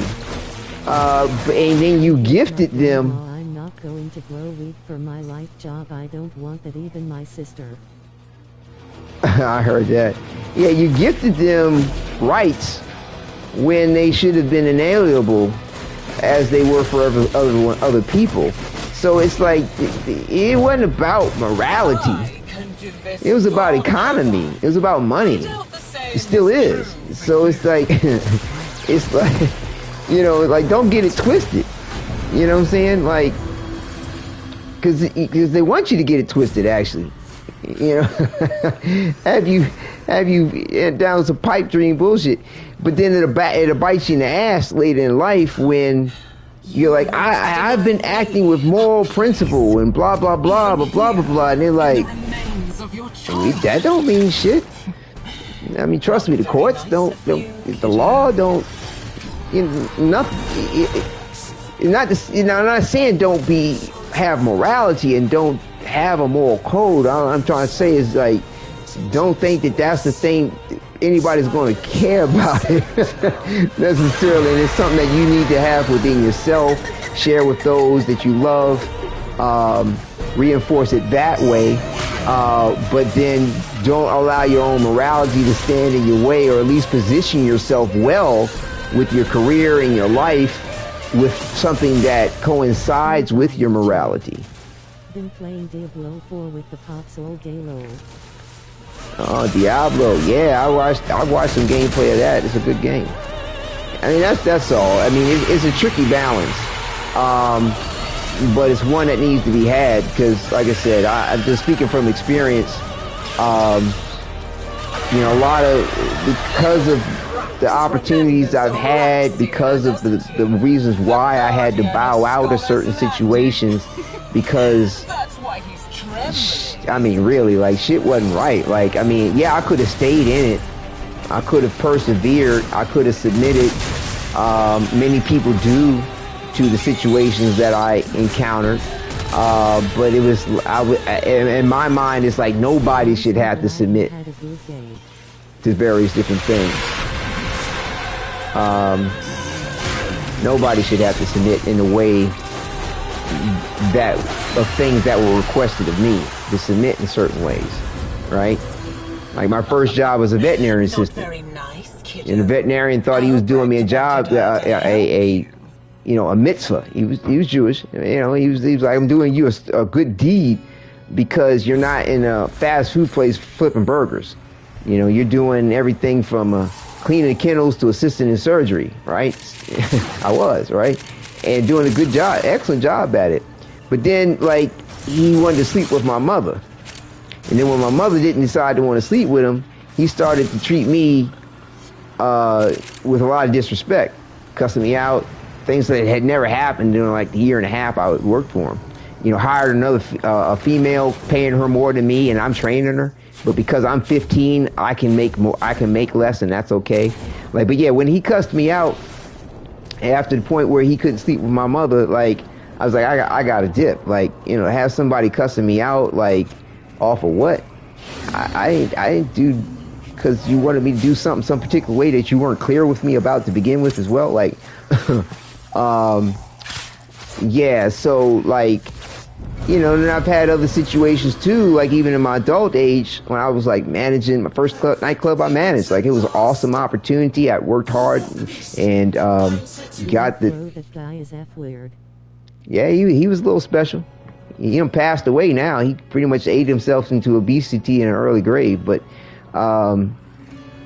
you know, like, I first nightclub I ever managed, I'm 23, right? Phenomenal. It was great. I was working security for it. It was a gay nightclub. I'm a straight male. There's no issues, you know what I'm saying? I'm not, you know, hey, do as you do, I do as I do. Ain't hate nothing. Don't hate on me either. But because the guy who was managing was treating the nightclub as a dating ground, because he was in the life, as they call it, gay or whatever. I had always wanted to manage a nightclub. I had a lot of good work experience outside of just doing security. My ethic, because I was head security, was strong. And so when they said the position was open, I said, hey, you mind if I give it a go? They were like, sure, really? You want to do that? Yeah, okay, yeah. They were like, you'd be perfect, because you would be trying to use it as a dating ground. I'm like, exactly. You know, besides the point, if that's not my bag to what do you call it, fuck with the help or date, you know, I don't use my jobs for that sort of thing. Anyway, so it was great opportunity, learned a lot. It was mad cool, but my boss he liked the nose candy, you know what I'm saying, hard. And he had a night where he was a little bit on some extra shit and decided to want to, belligerently cuss me out over, like, really, it wasn't nothing big. Like, I don't know, maybe, I don't know where he was at that night, but he was having issues. And I said, no, I don't need to continue to be here. And I saw him cuss out other workers. And, you know, right, yeah, Quentin. And I've saw and heard him cuss at other workers, but it was a matter of like, okay, well, that other worker willing to tolerate that shit and be your bitch. Okay, I get you. And I mean, they keeping their job, right? Can't knock it. It's just not my bag to be subjecting myself to that kind of shit. I wouldn't recommend anybody else either.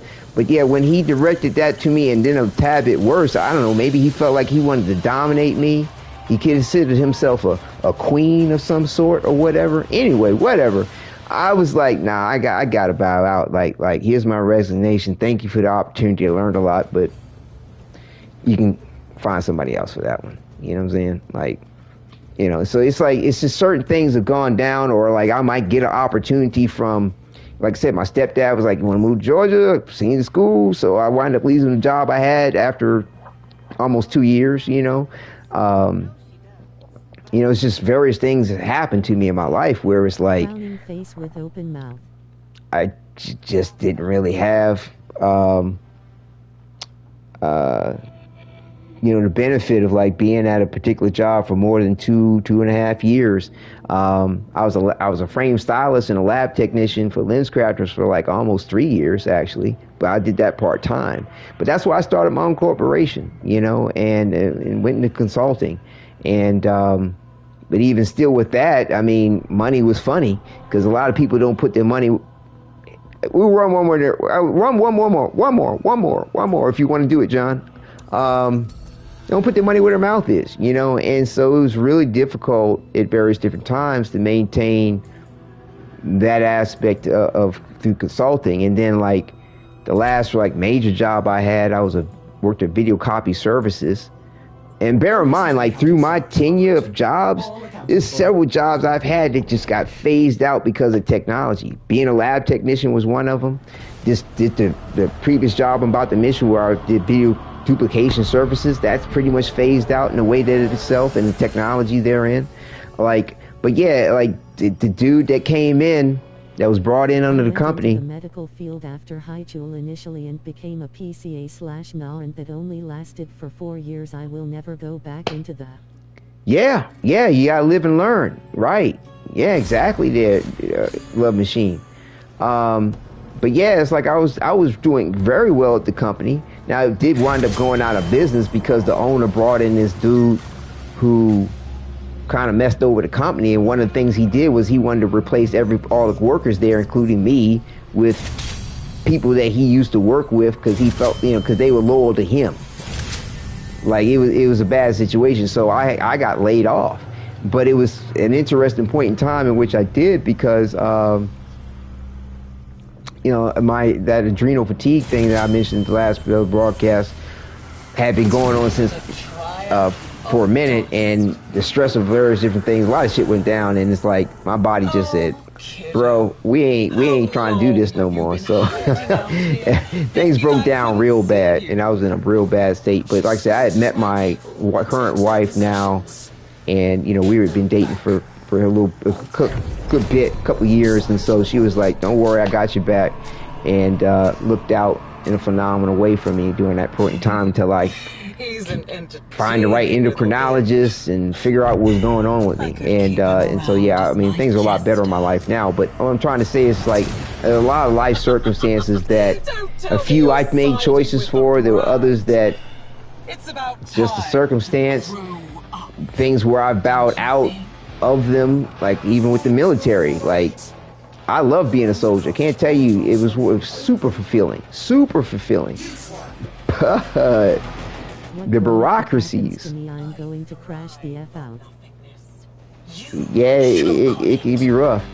But the bureaucracies are rough. You know what I mean? Because, you know, again, morality is definitely not a part of the military. Okay? And so, you know, they'll tell you straight and will continue throughout your career of it that you're worth less than the equipment that you're operating or you're manning or the weapon that you're carrying. And you're sitting there going, well, if you don't have people to operate the equipment or to shoot these weapons, what good are they? They don't give a shit about that. There'll always be somebody. So, you know, I went through some situations where it was like, I was like, oh, okay. Like, there's a lot of things I knew I could handle. I knew I could prepare myself for. but some stuff that's going down ain't right. And a lot of people told me I should have went to the Air Force or the Marines. I went to the regular Army. They just said that you get a different set of circumstances, different quality of individuals per se than regular Army. I don't know. I knew some really excellent soldiers in regular Army. So, but they're speaking about more in general and overall, and I get the point. But yeah, I mean, bottom line, I had my non-commissioned officer tell me to waive my rights as a soldier, sign my rights away, because they wanted to meet a quota for some bureaucracy shit. And I'm like, yo, no, I don't want to waive my rights as a soldier. And I said, and then for your service, Wadidja. It was limited, John, but I appreciate it. I mean, things went down in some ways that weren't cool, but I gave it my all, and I did very well when I was there, and until things went funky. My sister was given a form to join the military force, and she's thinking of doing Air Force. Okay, Air Force is a good way to go. Air Force is a good way to go. Like I said, you get a very excellent quality of people more often than not. You're still subject to bureaucracies, and don't think that morality is going to be part of it. So, you know, but the thing is, if she go in it, tell her try to stay with it. Try to retire early. Put in 20 years and be done and be set. Save all your money because they pay for everything. Food, clothing, shelter. Don't get no extra shit. Just save your money and come out of it in 20 years making bank. If she young, before she 40 years old, maybe 45, she could be retired from the military and living a life. Now that's a lot of time for a person to try to think that they, you know, and give up this and that and the other for. But nevertheless, though, if she goes in for whatever her term of service is, stick it out. Don't compromise it. Save your money up. Keep your head low. Don't volunteer for shit. I'm for real. That was the best advice I was ever given when I went to the military, was don't volunteer for things. Because I kid you not, they love you. I mean, just trust me. A lot of lovers just don't volunteer for anything. You know, even some simple shit, like they go, hey, we need some soldiers to do some stuff for us. You want to raise your hand? Like, don't raise your hand. You might, you know, every so often something nice might happen, but trust me, more often than not, you just don't volunteer for anything. You can sign up for stuff, you know, that you know what the circumstance may be, but yeah, even when it comes to certain stuff, when it comes to experimentation, or like, we got this new thing, we need some volunteers. 19, I forgot I didn't keep track of birthdays. Okay, well, yeah, another 20 years. I mean, give it 20 years, yo. She got most of her life ahead of herself after that. She'd be set. But yeah, it's like I said, they asked me to waive my rights as a soldier, and I was like, no. And then they threatened me behind the shit. Like, there was I said, this is true shit. I ain't making up a goddamn thing. Trust me, I'm not that creative, nor is it my way to say what I don't mean and not mean what I say unless I'm telling a joke, and you know it going. And if you didn't, I'd let you know. But yeah, this ain't no joke. It's some real shit.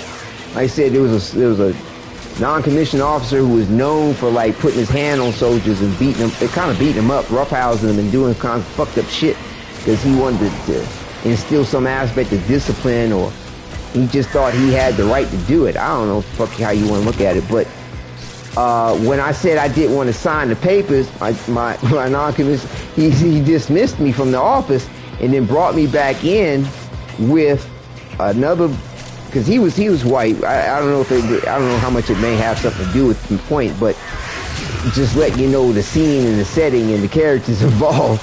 But he brought in a black non-commissioned. I was never raised to subject yourself to that type of shit. And so, and also too, I was trained to defend myself very well. And I did not, and so bottom line is, the drill sergeant asked me to waive my rights, and like, I'm like, no, and then he said, you want to make things hard on yourself, don't you? I was like, no, Drill Sergeant, I do not want to make things hard on myself, Drill Sergeant. And like when he said, do you want to make things hard on yourself? This dude, this non-commissioned officer who's known for like hurt, they'd be justified for certain shit. You know what I'm saying? And what was interesting is that night we were supposed to go on what they call bivouac, which is an overnight stay, camp out, survival type shit or whatever the fuck. And we were supposed to be carrying our M16A2. And so like if this non-commissioned officer decided to fuck with me while I had my weapon, and if I was to resist in some kind of way, yo, for real, that shit would have been ugly. But just even in the point of it, like if that wasn't even the case, like if he would start putting hands on me and hurting me, and I for whatever reason didn't want to continue to submit to what he was doing, you got two capable individuals going at it. Like, nah, bro, like I just not gonna put myself in that situation. Okay, so yeah, like I did the unhonorable thing and went AWOL. I was like, I'm out. I'm gonna try to get some a lawyer and see if I can get a discharge, let them know what the fuck's going on, get some kind of protection from this situation, because I'm not gonna be that dude. Like, yeah, I was that dude who unfortunately went AWOL, and I went back on my own accord. Couldn't get a discharge out of the military because we were in like the Kosovoan crisis, right? And when you're in a state of military crisis in America, you can't get a discharge outside the military. So I went back on my own accord. Nobody came and got me. You know what I'm saying? Like, I did the honorable thing in that regard. I mean, I even had a few soldiers come up to me and was like, I respect what you did. And I'm like, don't respect what I did. What I did wasn't right. Matter of fact, what I did, you wouldn't want to ever fucking be in the mix of. Like, what I did wasn't cool. You know what I'm saying? But it was what I felt like I had to do because the circumstance would have been even worse had I stayed. And so, like I said, I was able to secure not having to go back to that military base. I was able to go to, you know, get out of the military in like 2 weeks or something like that. And they gave me an early leave separation, what they call ELS. And but the thing was is that the military issued too many of them. And here in America, if you join the military, just because you sign your papers for whatever term of service, right, it might be. Like, it could be like, oh, you enlist for 2 years, or you enlist for 4 years, or like I had a medical MOS as a mental health specialist, 91 X-ray, right, working within my field of psychology, right? So I had a 6-year enlistment. Bottom line is they have rights to you as an individual for 8 years, regardless of what your enlistment is. So when they discharged me, they could recall me as a soldier for up to 8 years. And because they issued too many early leave separations during my time, and the military didn't approve of it, and they recalled me and gave me an other than honorable discharge. Not a dishonorable discharge, an other than honorable discharge, because I went AWOL instead of an early leave separation. Because the early separation was basically like saying, you weren't really part of the military, you weren't here that long, which I wasn't. And so, you know, you can come back if you want, you can do whatever you want with your life. Like, bygones be bygones, shit, you know what I'm saying? Like, it didn't work out for whatever reason. And I was 25 at the time, right? That was over 26 years ago, basically. I was good. But then I get recall letter paperwork in the mail talking about, no, you gotta go back, partner. Like, You want to deny me. your discharge is going to be changed. And so I never like appealed it, because it's like I understood what was up. I understood that what I did was not correct, and it was nothing that I would ever recommend anybody do. It's what I felt I needed to do for myself, not to be in a more in a greater jeopardy of a circumstance. And like, I mean, I've had many military friends and throughout my life, even to this day, and they're like, their opinion was they did a good soldier wrong. And now, I mean, because like when I was there, I was 3rd out of 200 soldiers. Like, first sergeant was like, you want to see an example of two soldiers and exemplifying the battle buddy system? Like, pay attention to me and my battle buddy. Like, I did my shit, trust me, but got myself into a circumstance that, regardless of how good of a soldier I was, they they were still looking out for the bureaucracies of the circumstance. And as, like I said, several good military friends of mine who have retired, what have you, like, they did a good soldier wrong. But the thing is that consequence still is a part of my life. Like, I can't get certain military jobs. Like, if something happens with me legally in a circumstance, they're going to be looking at me and going, well, 26 years ago you went AWOL. They're not going to give a fuck about the reason why. You know what I'm saying? I'm just telling you the realities of this shit. Like, it's fucked up. And it's like, so it goes back to the beginning of the conversation where it's like, moralities on things don't really matter, unfortunately. And in the way of things, and to choose wisely your path and career, and also to be aware of what aspects of morality will not be there, and to make sure that you have the will to continue to do this, despite whatever may go on and whatever may happen, for the stability of things, to continue to maintain your livelihood, as well as the fact that the last thing you need, trust me, is somebody looking at your life going, well, you're not stable. I mean, like, you're not successful. Like, it's like for example, like this YouTube situation. I just became partner, right? I had been broadcasting for 9 years, but it wasn't an aspect of trying to become a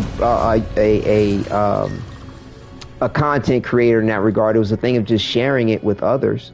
But lo and behold, I saw a moment in time, like I said, last year or so, where it looked like I could become partner. So I was like, oh, okay, well, why not give it that effort? I'm a stay-at-home dad for my son. That would probably work very well with the whole situation.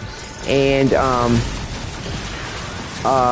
lo and behold, look, I've had that success to be partner with YouTube as many times in my life, and I'm very thankful that, and everybody that has ever watched a video of mine that still watches and subscribed, all of this, that, and the other, like, you all are part of that success as well, and I thank you. You know what I'm saying? With my content that I provide, with my due diligence, with continuing to give as I do of myself, and to share things with others, and to really enjoy sharing, enjoy what you all share with me too, right?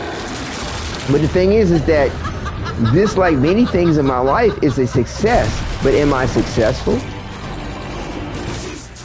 Is it something that I can continue to do for more than whatever time I can, to potentially provide some a livelihood for myself and to help support my son? Right? I don't know. You know what I'm saying? There's a lot of things involved with that. And, it could be another thing in my life where, I'll continue to put up content. I mean, gaming is a thing that I do enjoy, and to make some content of it is, of course, fairly easy to do, but how often and how much is a different story. But the thing is that this could be another thing in my life. It's like, literally, I've had like probably 30 some different jobs. Like, there's times where I've worked 2-3 jobs at the same time to make ends meet. And it's like, is this going to be, unfortunately, another thing? All right, John, I appreciate you, brother. That was an excellent run. Thank you. Man, we put in the grind. I'm gonna slip over to the dorm zone and cash in. But yeah, could this be another thing? It's like where it doesn't meet the markers of societal success or monetary success, where I can sit back and go, right on. I've earned a paycheck for more than 2.5 years from one source of income, and that one source of income could sustain me. Right? Because being a father to my son. My mom's side of the family. I like my dad's side of his family. They're nicer. Yeah, I mean, you know, there are circumstances like that, dear Quentin. I mean, you know, yeah, I can understand that. I mean, I'm kind of cool with both sides of my family equally in the way that I am. But yeah, it's so yeah, it's like because people have asked me, or I've been in situations where they're like, you're not stable, and I'm like, what do you mean I'm not stable? What the fuck you talking about? Like, I'm more Hawaiian than my grandma. Oh, I get you. I'm like, I'm very stable in the way of myself and what I do and how I conduct myself and what I've obtained and achieved in life. And they're like, well, you haven't had a job for more than 2.5 years and blah, blah, blah, blah, blah, blah, blah. And I'm like, you're not successful. I'm like, whoa, slow down for a minute. I've had a lot of successes in life. You know what I'm saying? Like, and you've heard many of them that I've mentioned. I mean, let alone when I was 16 going, oh, I'm done with school right now. Like, I want to go to college. So, like, that summer, I passed all my I want to get the arcanes. I passed my GED first time, 8-hour test. Passed it the first time, every part of it. Went to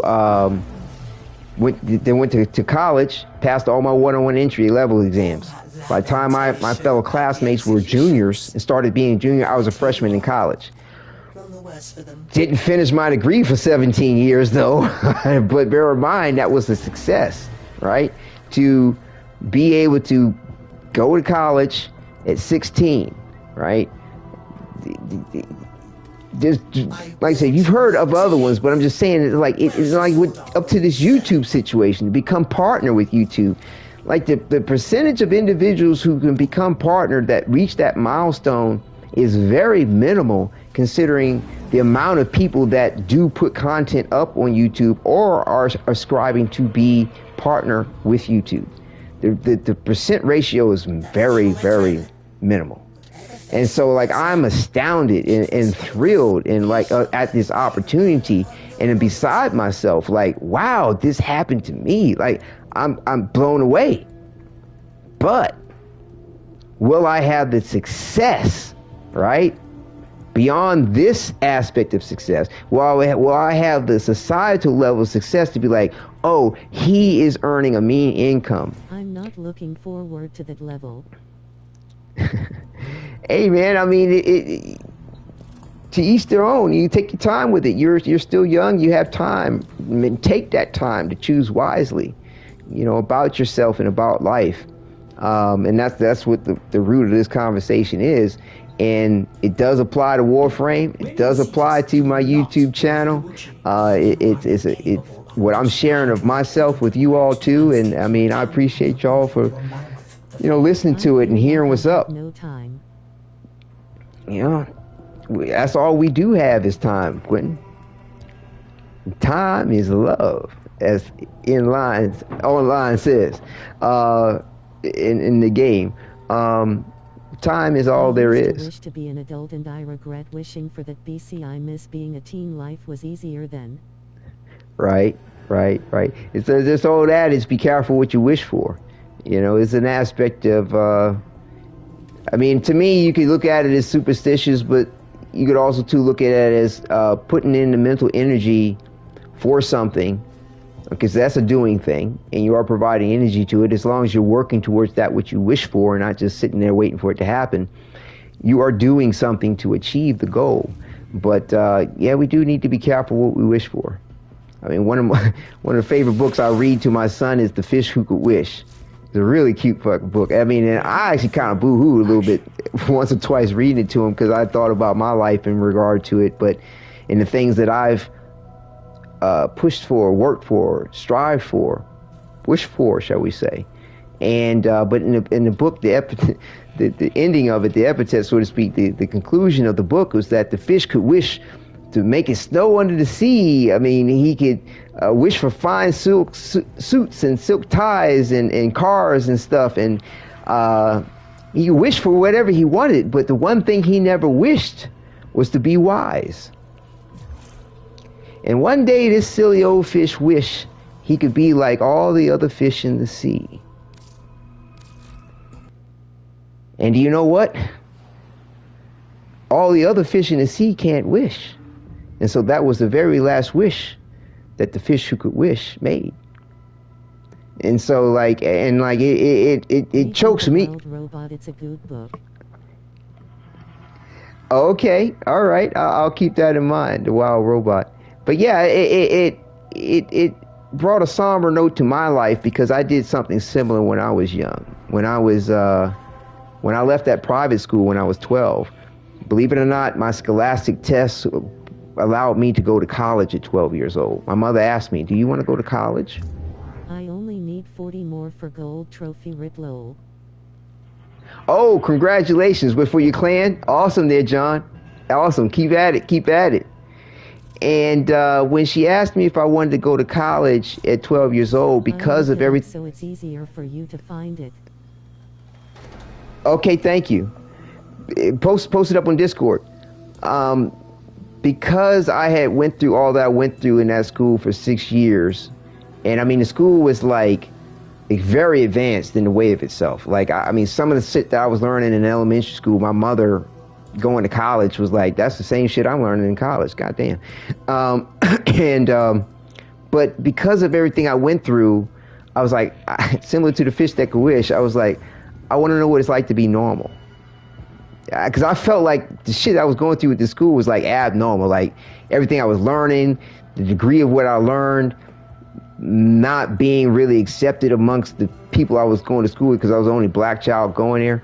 Like I said I want to go to public school. And that led down the path of much of what I went through in life, and knowing and experiencing and wanting to know of the journey of life and not getting hung up on sort of say the money of something or the opportunity if it didn't suit me, if it was not for me. So yeah, and so like if I went to college when I was 12, I'd be a completely different person. My son would not be here. But I would have had a different path, one that would have had a different mark of success. Most definitely, I'm quite sure of. But that goes to the Warframe eternalism thing. Warframe eternalism theory. This shoulda, coulda, woulda. Except for in real life, there's only one path of things. And there's no such thing as shoulda, coulda, woulda. Ooh, I forgot about Oraxia. I need to feed her to the helmet. There's no kind of shoulda, coulda, woulda. I mean, once something has happened, it cannot, it cannot unhappen. Once you do something, it cannot be undone. And that's where these notions of fate and your destiny come into play, because once you do something, it cannot be undone. And one thing of life that is fascinating is that we always live in the past. Like, how you all are receiving this message through this live broadcast delayed. Well, every waking moment and experience of your life and every thought that you come to understand or know of is of the past. It's some minute fraction of time, in which case you have to register the knowledge of it and the recognition of it, the response to it. Every waking moment of our life, every experience we've had from our birth to our death will be experienced in the past of time. So yeah, Quentin, when you say, I don't have time, time is all you have, so use it wisely, realize that you are in the past of it, and you can take your time with it, believe it or not, more often than not. But yeah, I mean, I don't know. Like I said, life is fascinating, I've been through some shit, but I've been, but it's beautiful though. I mean, even in the worst of circumstances, you can find beauty in it, even if it's tough to see. But yeah, like really, I mean, it would be beyond phenomenal for my life circumstance if this YouTube circumstance pans out with success. beyond this success. And I mean, it's societal success, sustainability success. You know, because I've been making content for 9 years. You mean tell me I'm not going to continue to? You know, and unfortunately, like when I was talking about this notion of success, like, you know, me being a stay-at-home dad and dedicated to my son 50 some odd hours a week since he's been born for 3 years, nobody cares about that. Like a real job. You know, though, like you look up the statistics and it's like, oh, if somebody is a stay-at-home parent, they're saving the family anywhere from $100 some odd thousand dollars to $200 some odd thousand dollars, for real. Like it's like that. And I posted it on Discord, Books Comic. Okay, good. Thank you, Quentin. You know, I think I might leave this flower in my garden, cause like, let me show you. Like I always style my Warframes the same, to have a garden of flowers, of lotuses. You see, look, this is my crop, right? I think it's beautiful that they all look the same in the way of themselves, but it's my breed of lotuses, right? With the void energy coming out of the black, you know, light coming from darkness, right? So either who, like I said, they don't regard, you know, or respect the point of me being a stay-at-home father. Nope. I mean, being a stay-at-home dad, doing what I do for my son, raising him is to the best of I can, sharing all my life experience to nurture for his best interest. Like, I'll hear people be like, oh, that's cool, that's mad props, and a father giving that to his son, cool, but like, that's morality. Yeah, on a personal level, we have people on a moral level like, oh, that's nice, but no job's gonna give me a job because of that. You know, nobody's giving me a paycheck because of that. Like, if I got divorced because I'm a man, it's not likely they're going to respect the fact that I'm a man and my wife has been the breadwinner and I've been the stay-at-home dad and homemaker type thing, right? LOL Amir with the traffic cone sigil. Read him The Wild Robot, it's a good book. I will. Need 40 more for gold trophy writ lol. Oh, look it up so it's easier for you to find it. I posted it on Discord, Books Comic. We got text to chat repeating itself. So yeah, it's you know, they're not going to look at my your text to chat decided to repeat itself. They're not going to look at my dedication to my son, my selfless service to my son, as a thing of stability either. Like I said, life's interesting. And like I said, but don't get it twisted to think that morality is going to be some notion that's going to save some day or make the point of something, but it's not something that you want to let go of either. You know, it's just, you just got to make sure you place yourself in a circumstance wisely and know its limitations. Yeah, I think I'm gonna leave her. Do I want to leave her stock and parcel? I'm gonna put a little personal touch on it. Let's see. I think this is the red. No, that's not the red. I'm gonna turn the pink red. There we go. That's that color. So yeah, I mean, you know, hopefully some words of life experience. I don't know if you want to call it wisdom or not, but this thing that, you know, you could know. You know, it's like I said, it's potent. You know, stability is highly prized over morality. You know, having a career is more important than a job. Yeah.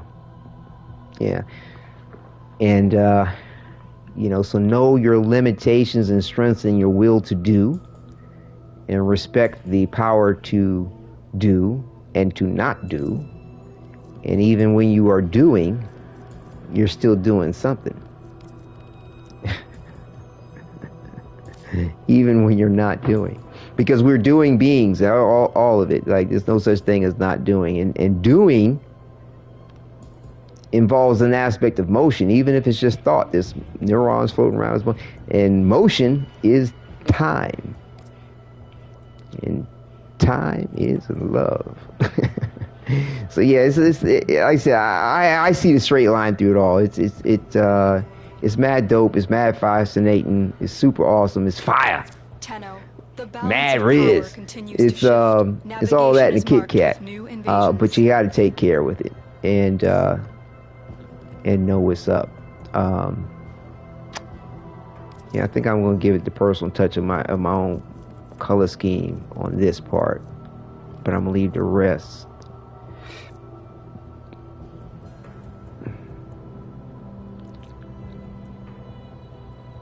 Like, I don't know. It might change a little bit more. Hold on. Let me think on this.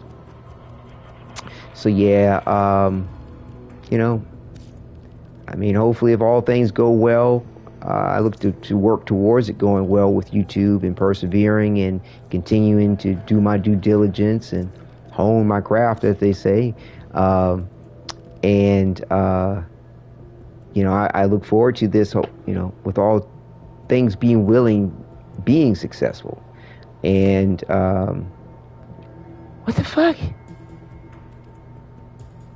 Did I hit the button? Ah, I hit the wrong button. Son of a bitch. Wait, is this the one? No.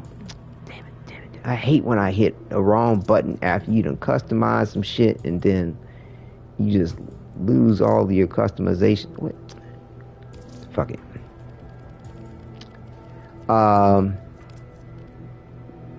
Damn, me too.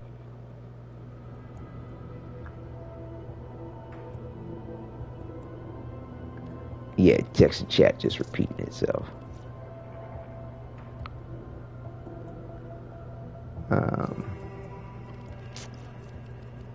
Yeah, I'm gonna do something a little different. Did you switch from a different slot? I'm not sure what text and chat is doing right now. Oh, you think that's what? Oh, thank you.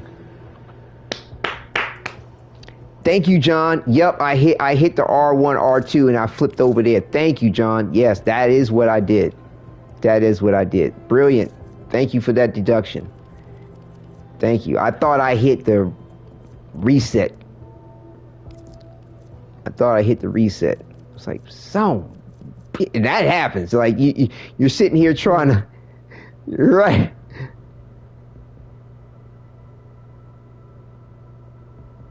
Okay, I think that's text and chat repeating itself yet again. I think I'm going to go with my own thing here instead of leaving her stock and parcel. Make that look like a flesh type situation, right? And because like what I'm doing right now, it doesn't matter what helmet she has on. Put that on the black. Yeah, something like that. Yeah. And then what's this? Oh, right. I think it's the metal part.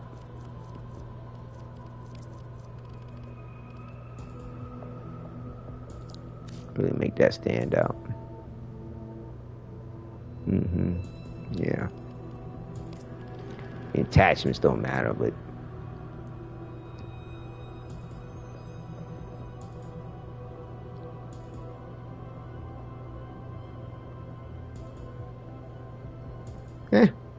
yeah. All right. Well, she shall give a bow as she makes the ultimate sacrifice.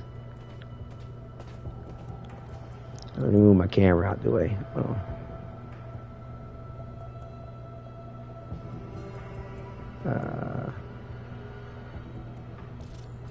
on. I actually want to see the little cinematic of her with this color scheme.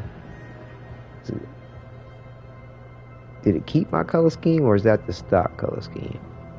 Goodbye, Spider Mommy. I think that's my color scheme, right?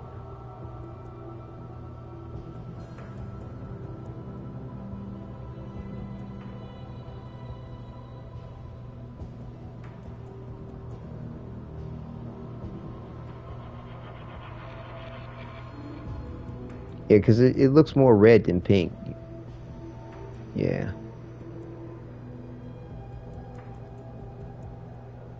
Yeah, that's cool. No, it's not.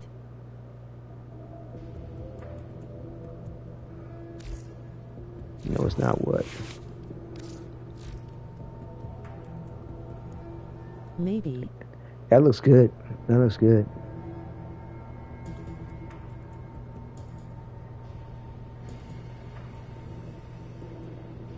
They give it that fleshy tone. And a nice contrast with the red and the black.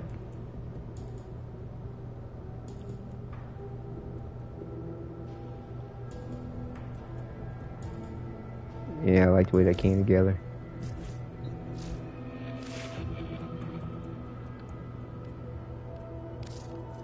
Yeah, she's going to say about nighty-night. Yeah, actually, the way this is going on, I actually kind of prefer this helmet. But yeah, so yeah, we'll take her along the way. Thank you, Oraxia. Thank you.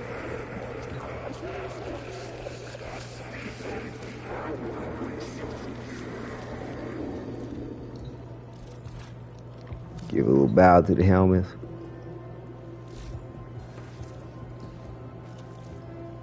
Here she go.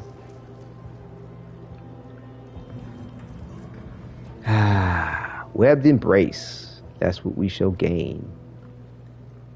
It's gonna have diminished range. Smiling face with tear.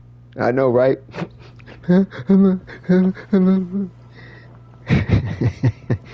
Enemies caught within the widening radius are trapped inside a cocoon that increases their... Okay. So just range is the only thing that's limited on it. That's cool. Alright, here we go. She about to get stuck. Not fun, but easy. Farm for temple is not fun, but... Yeah, I got you. Right. I think I do need to do... Right. I need to farm... Ooh, I gotta stop Eleanor to see what's up with the weapon refresh, too. Yeah, and I wanted to farm for temple too to get the one to feed to the helmet. So I need one to feed. I need to farm a jade, and I need to farm a temple to feed to the helmet. I was thinking about farming them rather than buying them, just for the experience. Because I bought Protea. I brought. Excuse me. Temple, but I need his helmet for this build I'm itching to make. Right on. Yeah, because like, similar to Oraxia, I bought Jade and I bought Temple. But I figured I'd farm for them to get the in-game experience of it and see what that was like if it's not too much of a pain in the ass. So that I could feed it to the helmet for the subsumed abilities. So yeah, I did that with Oraxia. That was pretty cool, the way of itself, the way the event came through to do that. So yeah, so we're about to do this.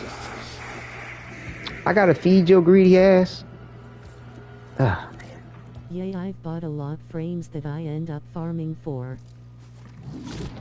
Right. I mean, there's times where I just wasn't feeling it on the farm for whatever the reason, and it was like, here's the money.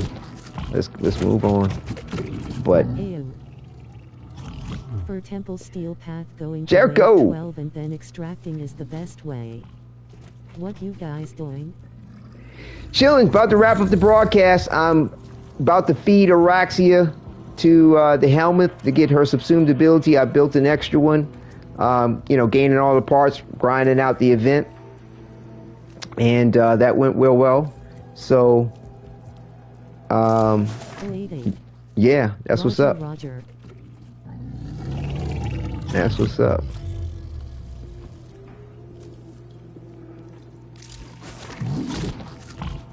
Yeah, okay, that should be good. There you go, greedy gut. Alright. Here we go.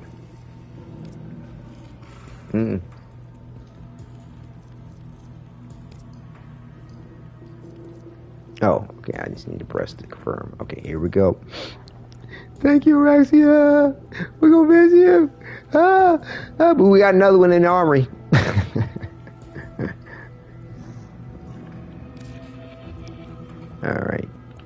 confirm.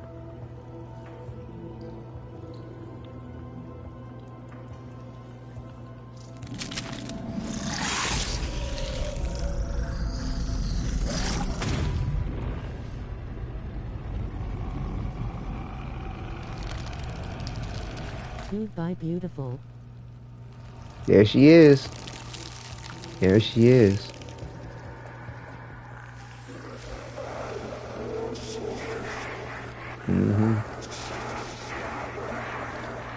She will be missed.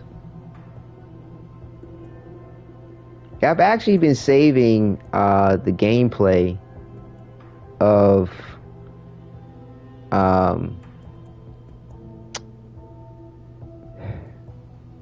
like my subsumes on the Warframes, because I've been like, I was thinking about making like a little collage type video of times where I've subsumed Warframes. And, you know, like off camera, like, you know, I wasn't playing the game, but I was just doing whatever, you know what I'm saying? Because it's really cool to see the cinematic and to have that whole process go down. This is my Umbral author. This one here is he's a regular Excalibur that I, you know, my first Excalibur. This is my first Excalibur since 2015. Forming him 30 times, and it wasn't for bragging rights or some shit. It was just through all the experimentation, and of course the last set of formering was to put him out to be, you know, an Umbral Excalibur, and I want to go ahead and make these Omnis, to be honest with you, just to have the build variety, build diversity, just nostalgic for it, you know what I'm saying? Because this is my first Warframe. This is my first Warframe, and like I said, I've been loyal to Excalibur for all these years. And of course, ain't nobody gonna reckon, you know, nobody. I mean, people may give me a few kudos on the game and through the Nintendo community for having that stability with Excalibur, but yeah, I mean, who knows? It may pay off to a monetary benefit by being a content creator. That would be cool. Be rather interesting. My day just got a whole lot better. All right. I'm looking forward to mine doing that too. So yeah, I was running. I was, like I said, very impressed with the way the Invictus second Signa came through on where name. That's why I'm not seeing her. Or Comey.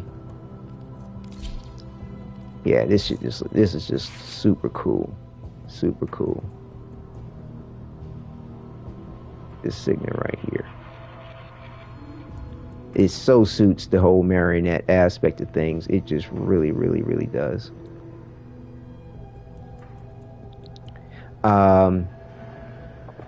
Let's see here. So I wanted to go ahead to 99.9 and check on some stuff. Select destination. Plotting route.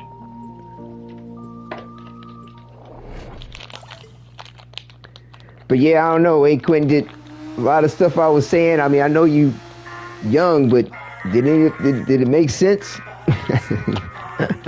I don't know, John. I mean, you know, I think John was in chat. For me to use that Signa. This is what you trying to do with those fingers there, John. But yeah, hopefully what I shared made some sense and may help or provide a little something to those that may have heard it. This lighting has this looking really good. Let's see. So actually, I always like to be as my drifter, especially if I can remember. That one worth the possessing never can be.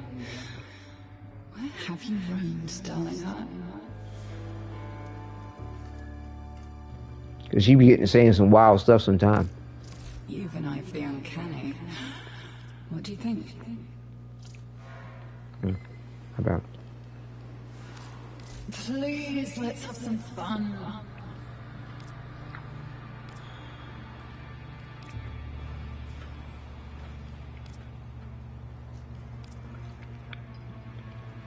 Well, it's nothing like outstanding. Like if there's something in here for like 60%, I would have probably go get it. But I'll hold on for it right now. Because we're also too waiting for another Basilisk, so I can get my Basilisk up to 60%. You already said that, John. 2 more days. And I wanted to look over here at like we have to. I think we have to grind. Sorry, what? We have to grind Flair's mission, right? Where he does the stage performing. It's the first time I've said that.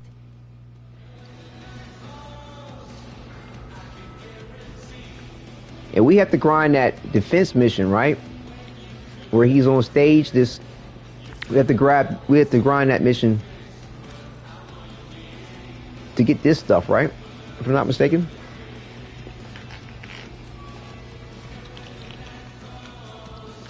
Yes, it's the defense.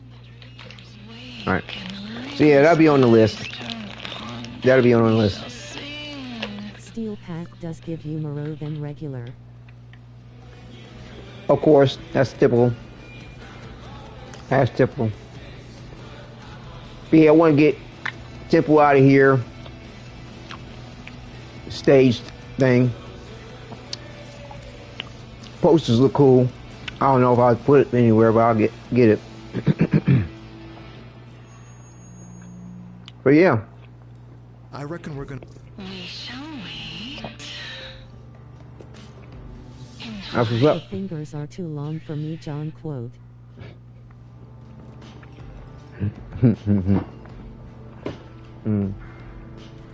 Yeah. So that'll wrap it up for this broadcast. And you know, it's the next day now. It's after midnight, so I will be back in the evening after I take care of my son for the day, and his mother will spend time with him, and yeah, and we'll go ahead and continue to put in the work for Operation A-Claw, as we hope to strive for that 90% and get this Invictus Apex Sigma. We're at 69%. Well, had fun. We're 30. You know, we're 20% away from getting the goal. I am absolutely thrilled because, like I said, I started my clan Invictus back in 2015. It says a poem that Invictus, a poem by William Ernest Hensley, that my grandfather had my mother memorize and my mother made me memorize. It's a creed that I've been part of my family, and I hope to teach it to my son too, as far as the unconquerable soul. And that your head may be bludgeoned and bloody, just metaphorically speaking, or literally, but you know, you in the fell clutch of circumstance, you still have your unconquerable soul.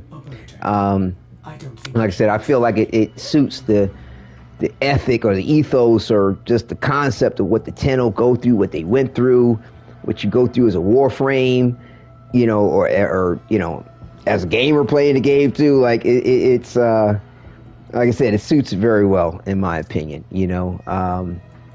And like the clan motto is, you know, Invictus we are, for we are Tenno. And let's see, where is it? So like, yeah, so it's in the, you'll see it in the Alliance thing. It's actually in the dojo too, in one of the rooms. And I actually do want to get one of those beacons and put this in there and put that in the dojo one day. I haven't got around to it, but I will. That's my next decoration task.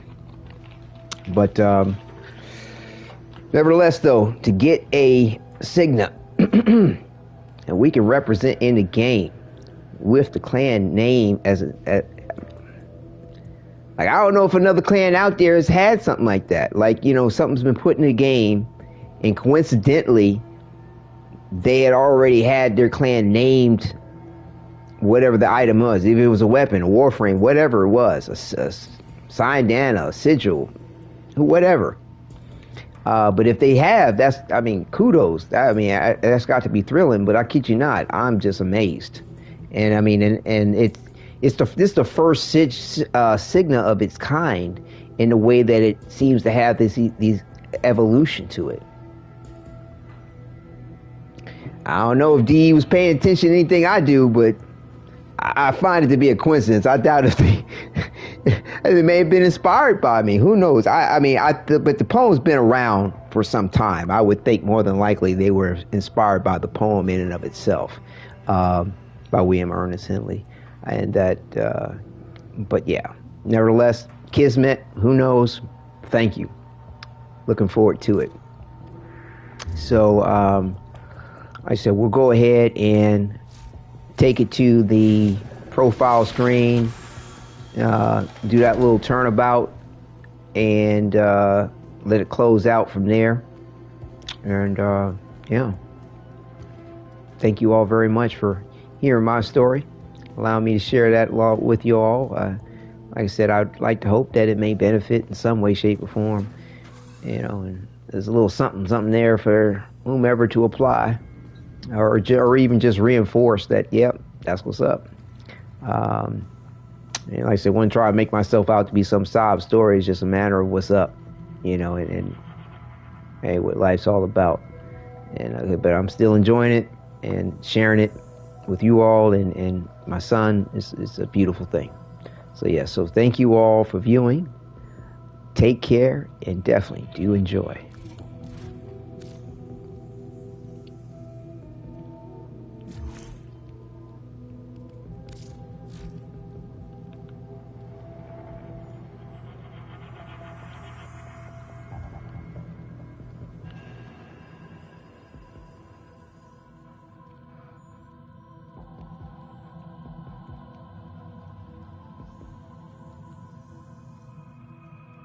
Thank you for viewing.